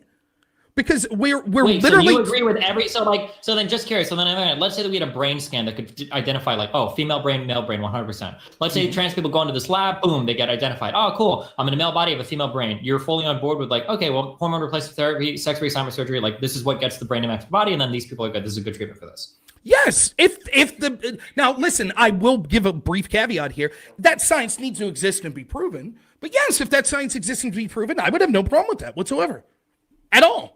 Okay, so then your issue is just that merely stating that a brain doesn't match a body, that in and of itself is an illness, even if the person doesn't experience any type of distress or anguish related to that. That's exactly right. And that's why I think that it's dangerous to censor books that are talking about it being an illness. Because it is an illness. Would you say that like, for instance, being gay or being a lesbian, would you say that these are mental illnesses? No. Why not? Because they have to do with sexual preferences and not saying that your brain physiologically doesn't match the biology of your body. Okay, but they physiologically match something. They would match the physiology of a trans person, right? But no, they wouldn't. Being gay doesn't. That's an absurd statement. Being gay doesn't match the physiologically of being a trans person at all. It's completely two different things. Sure, but we have these underlying like physiological purposes to like breed, right? To have children, right? Why wouldn't you say that like a gay person has a mismatch here in this drive, which is a form of illness? Because sex isn't a drive strictly for procreation. Right? That's not what it is. It's also a drive for personal enjoyment, pleasure, and things like that. Well, sure, that's like a byproduct of it, but the most important part is reproduction, right? But that doesn't matter what the most important part is. Like that's like saying people have a mental disorder that masturbate. Well, no, it's because it deploys like endorphins and a physiological sensation that's deemed pleasurable for the person doing it, right? Your preference, you're not an illness for being gay or for being lesbian any more that you'll be an illness for preferring gingers or for preferring dark-skinned people or preferring people with beards. These are just sexual preferences. They're not physiological reality. Because Yeah, it's so a why would you difference. Go ahead. I'm sorry. Wait, why would you have an illness then for preferring that your body look a different way? It's not preferring your body look a different way. That's elective. That's But it totally is. different. That's not what trans people believe. They don't prefer that their body look a different way. They sincerely believe that their brain cognitively doesn't match up with the sex of their Okay, biological reality. You keep calling that an illness. Okay, we have Right. to stop walking. You keep saying that they believe this thing, and you're trying to make it sound like that belief might be wrong. But I've already granted, and you've already granted me that belief may in fact be correct. I'm so operating. If that belief is correct. Right, I'm Then operating what's on the problem with them? So real quick, let me say two things. If the belief's incorrect, then they have a mental illness. If the belief's correct, they have a physiological illness. If their brain literally is not matching up with the body that they're represented in, that's a physiological illness. That's different than preferring a particular person for sex. That's completely different. Okay, so let's say that you're overweight and you desire to go to the gym to bring your body more in line with what you would want your body to look like. Would you say that that person has an illness that they're treating with diet and exercise? No, it's not a deal of want. That's where you're fundamentally misunderstanding this issue. Trans people don't feel I want to be a woman. If you're a trans man, if you're a man who wants to be a trans woman, trans people feel I am a woman. That's different than a want. We're obfuscating. They say I am a woman. They're saying that I have the identity of a woman. Right. My mind is a woman. Okay. Not the body. Their brain is a woman. People that are overweight aren't saying, I actually have the brain of a physically fit person and my body doesn't match up with it. They're saying, hey, I would like to get in shape. That's different. Well, no, that's the exact same thing. So No, a it's not. person with a body that's overweight might say, For example, let's say someone's not trans. What do they call it? Someone's gonna know the word. Something genophile. There are these fucking sick people, like men, that want breast and shit to fondle them for sexual gratification. Right? Let's just say some guy's like, I'm a fucking weird pervert. I don't think I'm a woman. I think my brain's that of a male, but I want to look like a woman. Autogynephilic, yeah. Okay? The person's not trans. It's grotesque, but they're not trans. What makes trans, as is the definition he already said, is you feel that your brain is the opposite biological sex of your body. That's the problem. And I don't understand how he can't get this. It's not the same. It's not as if it's just someone that says, I'm a dude, my brain's a dude, my body's a dude, I'd like to look more like a woman. That's not trans. Trans is saying, my body is that of a dude, but my mind is that of a woman. That's the illness. I don't feel like my identity is being overweight. I don't like this identity, so I'm going to take steps to change it, to bring it more in line with how I see myself. Right? Why wouldn't a trans person be able to do something similar? Like, I have the mind of a man, I'm in a woman's body. Like, maybe I can take actions in order to bring my body more in line with what my mind would want to see myself as. Because it's not an issue of want. They truly believe that their brain, or I don't want to get like spiritual, but they believe their brain or their spirituality, their soul is that of the opposite sex of what they identify as. That would be like a fat person saying, I truly believe I'm a skinny person. I truly believe it. I look in the mirror and I'm a skinny person. And I feel like maybe we're just stuck here. This is our epistemic ground zero. You keep making these analogies, and it seems to be that because in order for this analogy to work, a trans person has to be mistakenly identifying. No, they don't. No, they don't. Yeah, because you keep saying that like an overweight person feels like they actually are like somebody that's ripped or something. Like, a trans person doesn't believe that they actually have the body of the person that they're like trans. Okay, let me ask you this then. If you believe that, do you think that like someone like me, an overweight person, if I think I'm actually skinny, I have the brain of a skinny person? If you think no, I would say there's a problem because you're not actually skinny. Right, and you're not actually a man if you think you're a man and you're a woman. Your brain might be that of a woman. No. So you keep trying. So what you're doing is you're sneaking this in. So you're saying like, well, they're not actually. See this? If I said I have the brain of a skinny person, he'd say no, because you're not skinny. But if I say I have the brain of a woman, he can't say no, because you have a penis, because you have XY chromosomes, because you have, small gametes. See the difference?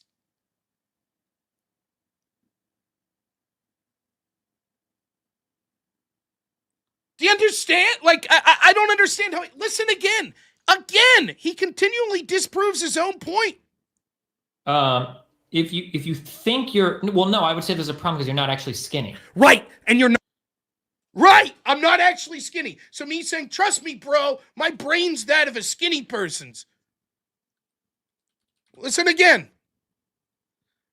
Because you keep saying that like an overweight person feels like they actually are like somebody that's ripped or something. Like a trans person doesn't believe that they actually have the body of the person that they're like trans. Okay, let me ask you this, and if you believe that, do you think that like someone like me, an overweight person, if I think I'm actually skinny, I have the brain of a skinny person? If you think you're, well, no, I would say there's a problem because you're not actually skinny. Right. Okay. Now, if you think that someone like me who's overweight claims that I have a brain of a skinny person, do you think that's true? He says no because you're not actually skinny. Now, let's take a direct apples to apples comparison. Say, okay, me, someone with the body of a biological male. If I say I have the brain of a female, do you believe me? He would say no because you're not actually female. You don't have the body of a female. Exactly. Yes. That's the entire point.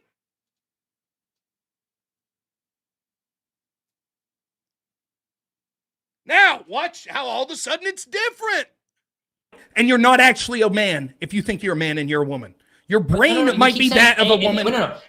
So you keep trying. So what you're doing is you're sneaking this in. So you're saying like, well, they're not actually a man. But when you say man, there's two halves to this: gender identity and gender expression, or gender identity, yeah, in the way that they like present their gender presentation, right? You keep trying to say, well, they're not actually this when you mean one, but you've already like admitted the other. So like, yes, they know, like a trans person doesn't believe that they actually have a different body. They just feel like they have a different mind. So they want to change the body to match the mind. No, they believe that they literally, you heard Tiffany talk about this. They believe that their brain literally is the brain of the person with the biological reality that doesn't match the biological reality of their sexual organs and chromosomes. But that brain could exist, but that we've already admitted that could be the case. You might have a that could brain. be the case, and it's still a disorder or an illness. There is no fat person that has the brain that biologically represents as that of a skinny person. That doesn't exist.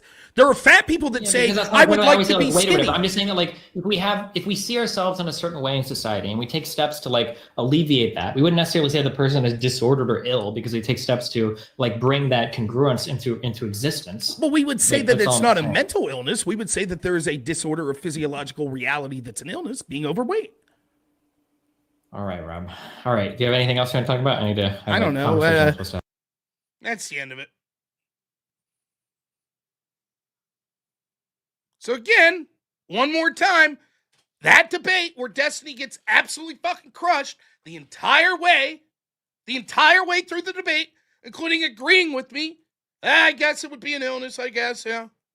This is what he clipped. 5 years ago, this is what he clipped and put on Reddit, and this is what he puts out again yesterday. Okay, here's a question. Let's say that we're 20 years into the future, we have brain transplant surgery. Let's say that I take Rob's brain and I put it into a cis woman's body. Let's say that you wake up and you're like, this feels really wrong. I feel like I feel like a man and now I'm in a woman's body. Would you say that like that's a disorder, that you have a disorder there? I would say I have a disorder, an illness, or something that's wrong physiologically or mentally with my body, yes. What is the disorder? The disorder is that my brain is in the wrong body. Okay, so what is a solution for that? Put my brain in a body that more aligns with what my brain is. Okay, you just stated exactly that. Okay, I love you. You are the most trans-positive conservative I've ever argued with. So that is exactly the position that trans people take, is what you should do is you need to make the body match what the brain says. So that's why we have things like hormone replacement therapy, sex reassignment surgery. It's to make the body match what the brain is experiencing. So what you just said is that exactly. Okay. So again, nothing. Maybe 2 minutes of that entire hour discussion had anything to do about what the treatments for trans people should be. It was about whether or not it's an illness, which he basically concedes by the end of it, including right after that clip. Within a minute after that clip, he concedes. But if I was addressing specifically what he said, right, there's a difference between someone cutting into my skull, taking my brain and putting it into a brain of a different person versus me just saying, I think that this brain, which grew with this body from conception all the way through, isn't the right brain for this body. Definitionally, it doesn't even make sense because the brain only exists as growing as part of the body.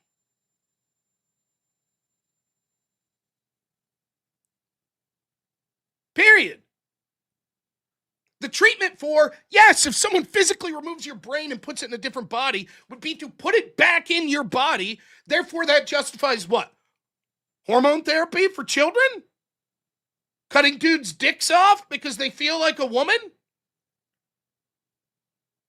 Completely different argument. Completely non-analogous. The only analogous part of what he's saying is in reference to what our entire discussion was, which is, yes, it's a disorder. There's something seriously wrong.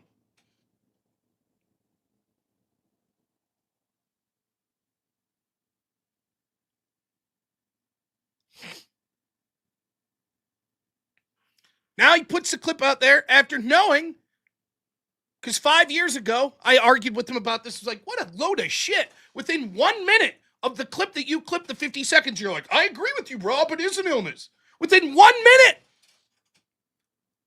5 years later, he puts the fucking clip back up.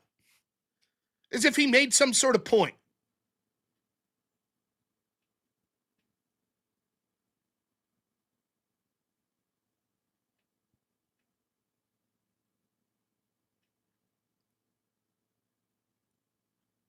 Keith, $2 says, Rob, take your shirt off now. And then Alexander Medeiros, I'm so sorry, $5. God bless Rob. Thank you, man.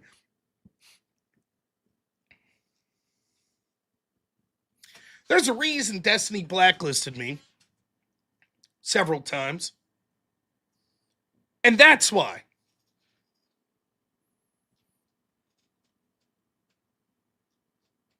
The problem is he can steam. It's not even like, oh, Rob, you must be very knowledgeable of like the medical literature and shit. It's not that. It's just that Destiny knows how to steamroll people. And you can see you don't get away with that shit with me. No. Your shitty analogies and your reframing over and over doesn't address the specific point.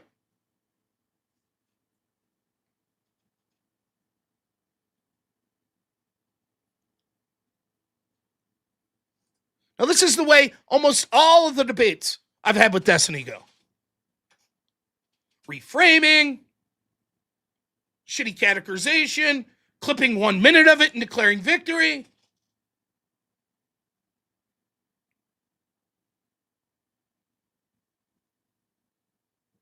That's the issue.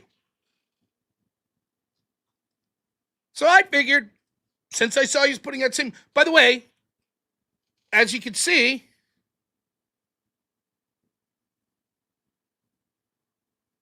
he puts this on X. Oh, let me respond. Whoops. Can't respond.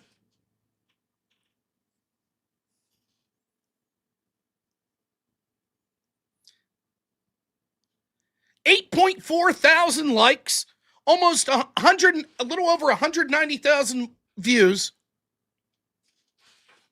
And he absolutely gets fucking rolled in the debate. Absolutely crushed. Damn near 200,000 views of him being like, look at this. I won this argument.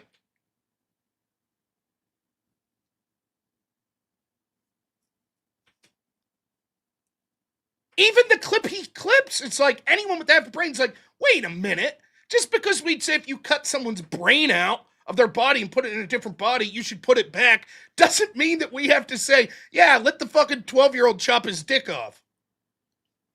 Completely different arguments.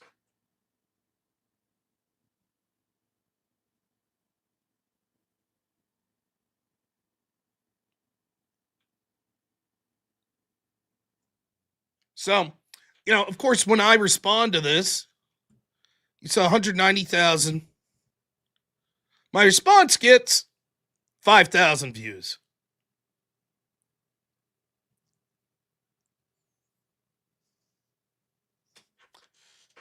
There you go. That's the game, isn't it?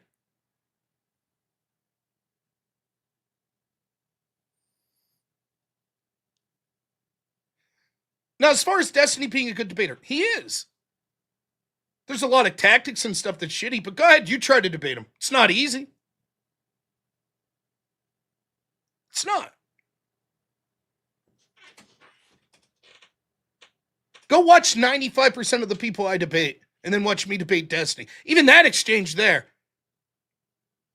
far more enjoyable than the vast majority of people I debate. There's at least arguments being exchanged. and a coherency of thought. That's why I always liked debating Destiny, because at least it was a fucking argument.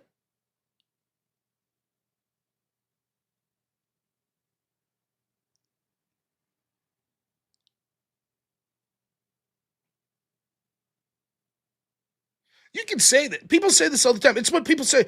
No, he's not. It's easy when you cut through his gish galloping and logical fallacies. Okay, go do it. Easier said than done. That's what people say about me. Rob's easy to debate. He's an idiot. He's low IQ. He's a moron. He just gish gallops. He talks fast. Never goes well for them, though, does it? And the truth is, when it comes to left-wing debaters, Destiny's one of the best they have.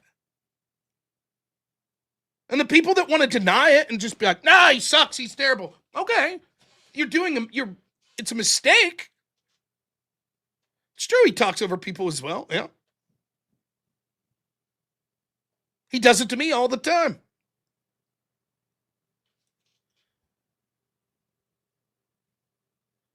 Like I said, maybe I'll do a whole greatest hits 24-hour stream of just going through all of the times I've debated Destiny. Now, one more thing before I go. Can we get the super chats to $300? That'd be nice. 30% of the goal? That'd be nice. It might be that you think Destiny's a good debater or not, but you want to know who an excellent left-wing debater is? You want to know who's excellent? Anyone have a guess? Top tier left-wing debater.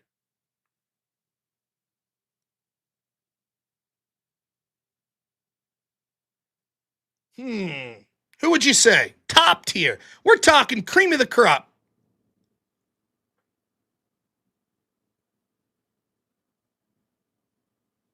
Sick. Yeah.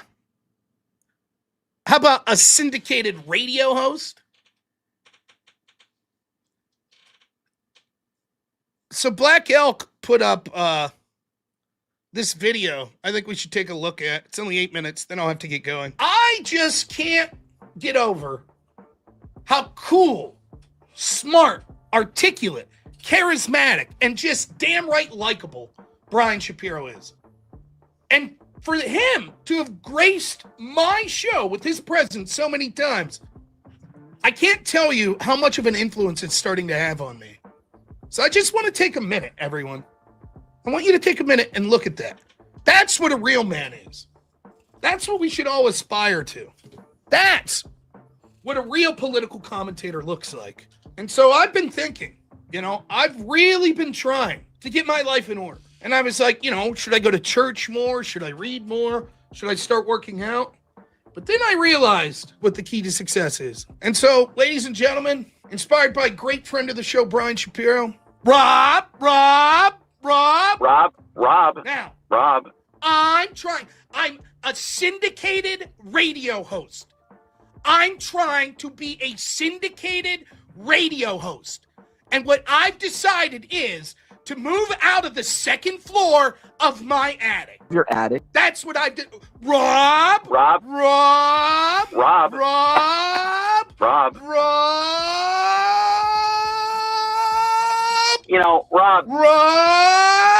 And I've realized people like me. You know what it's called?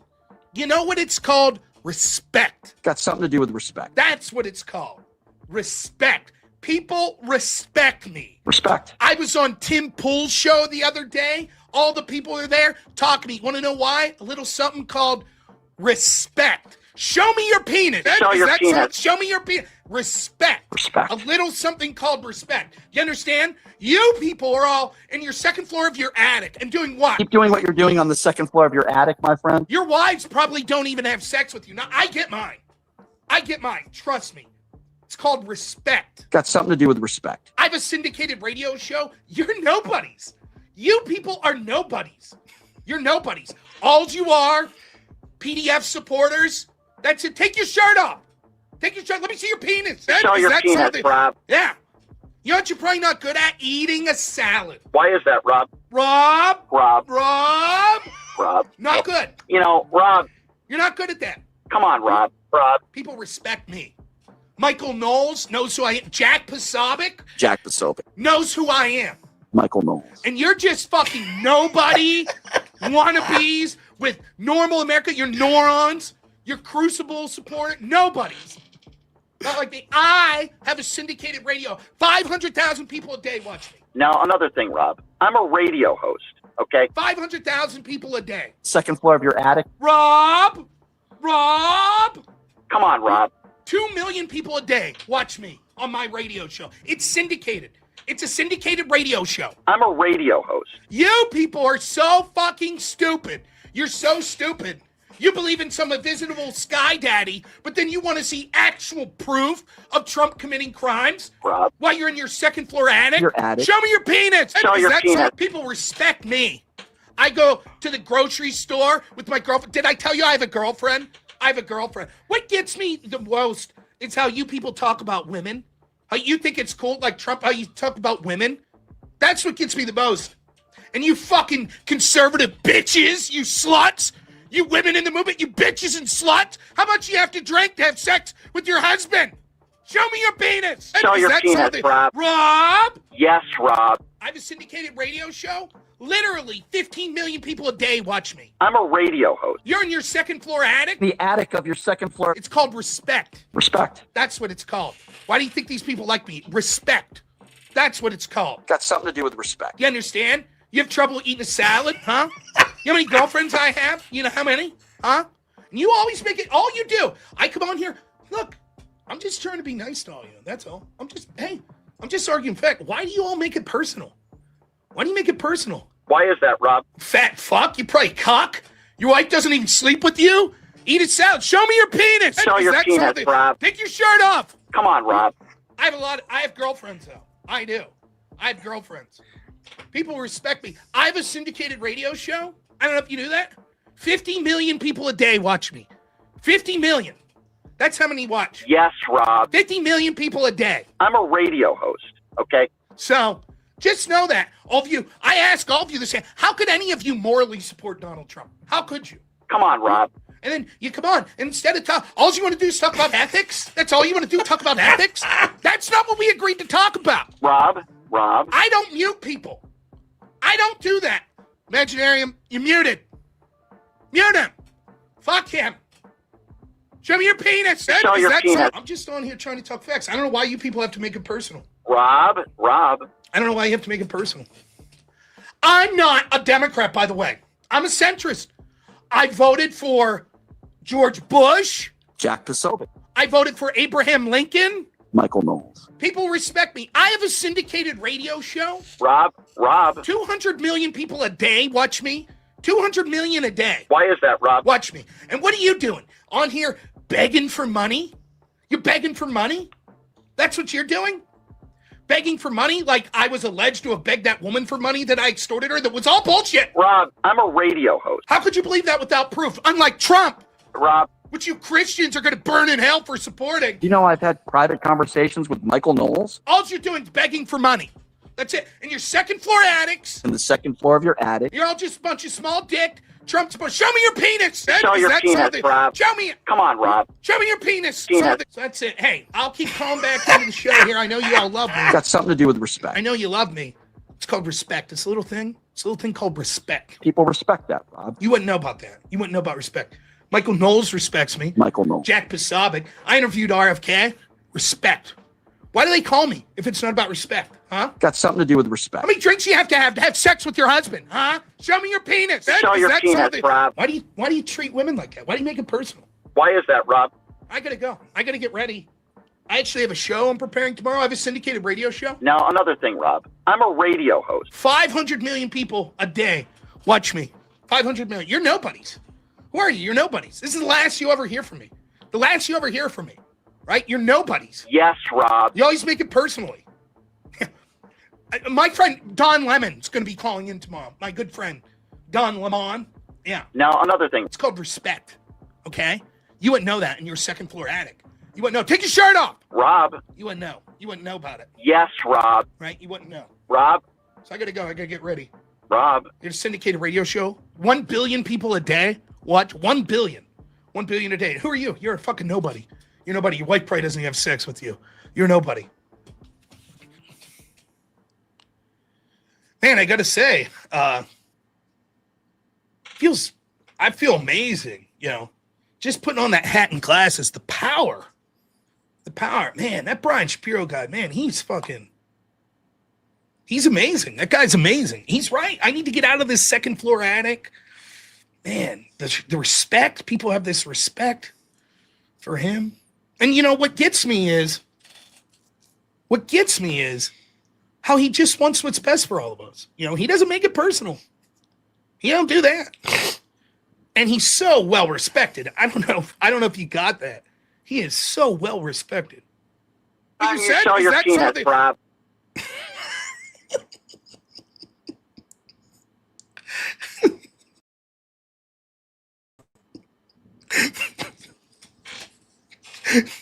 Oh. I feel like Black Elk's like the greatest editor in the world, man. What an amazing clip. Rob. It's called respect. Oh man. If you appreciate, I'll put the link. It's, oh my gosh, it's one of my all-time favorite clips. I think that's the best work Black Elk's done. So good. So damn good. So here's the link if you want to check out the video yourself. It's a little something called respect. That's right.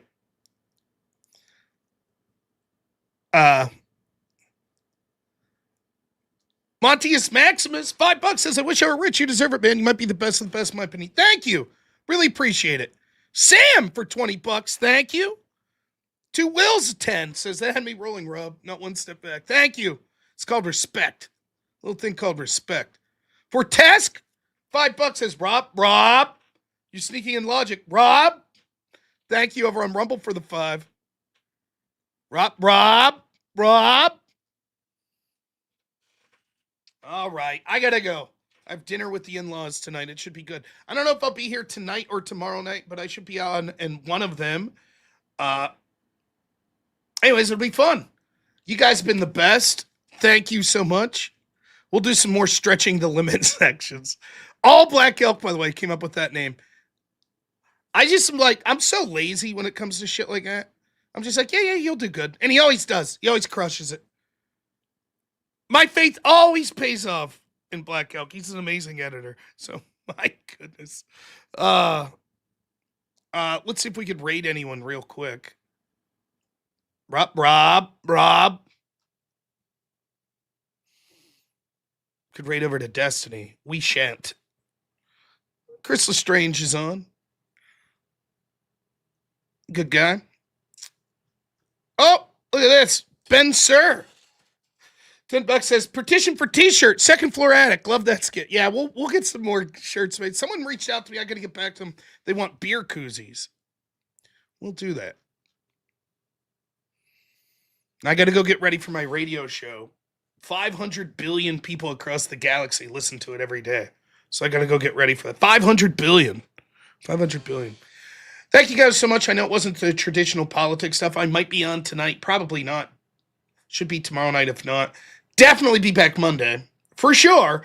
So thank you for all of your support. Thank you to my editor, Black Elk. Thanks to Avarice. Thanks to all of my great moderators. Everyone who donated money. Especially Burn Sayre, the last person to donate money. Whoever the last person is to donate at least $10 at the end of the stream, truly is respected. And it's about respect. It's a little thing called respect. So, all right, we'll see you all soon. Don't forget the memory of Charlie Kirk, how they killed him, what the stakes are. Please say a prayer for him and his family. Thank you to whoever Burn Sayre, whoever will be the last person. You know who you are. That'll be the last person to donate at least $10. We'll see you guys maybe tonight or tomorrow night. Thanks so much, everyone. As always, have a good one. Enjoy the raid of Crystal Stream.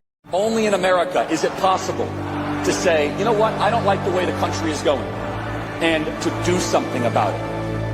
Take that risk. Take that leap of faith. Stay involved. Trust God and act obediently. Romans 12:2 verse. That God will use all things for good for those who love him. It's bigger than you. I want you to remember that. It is bigger than you. It's bigger than me. You are here to make somebody else's life better, the pursuit of liberty and freedom. You know what gives me strength? The hundreds of thousands of you that say, Charlie, keep going. 1 Corinthians 5 and 15. So that's all pretty amazing evidence, not just intra-biblical evidence, but extra-biblical evidence that Jesus Christ was a real person. He lived a perfect life. He was crucified, died, and rose on the third day, and he is Lord and God of all.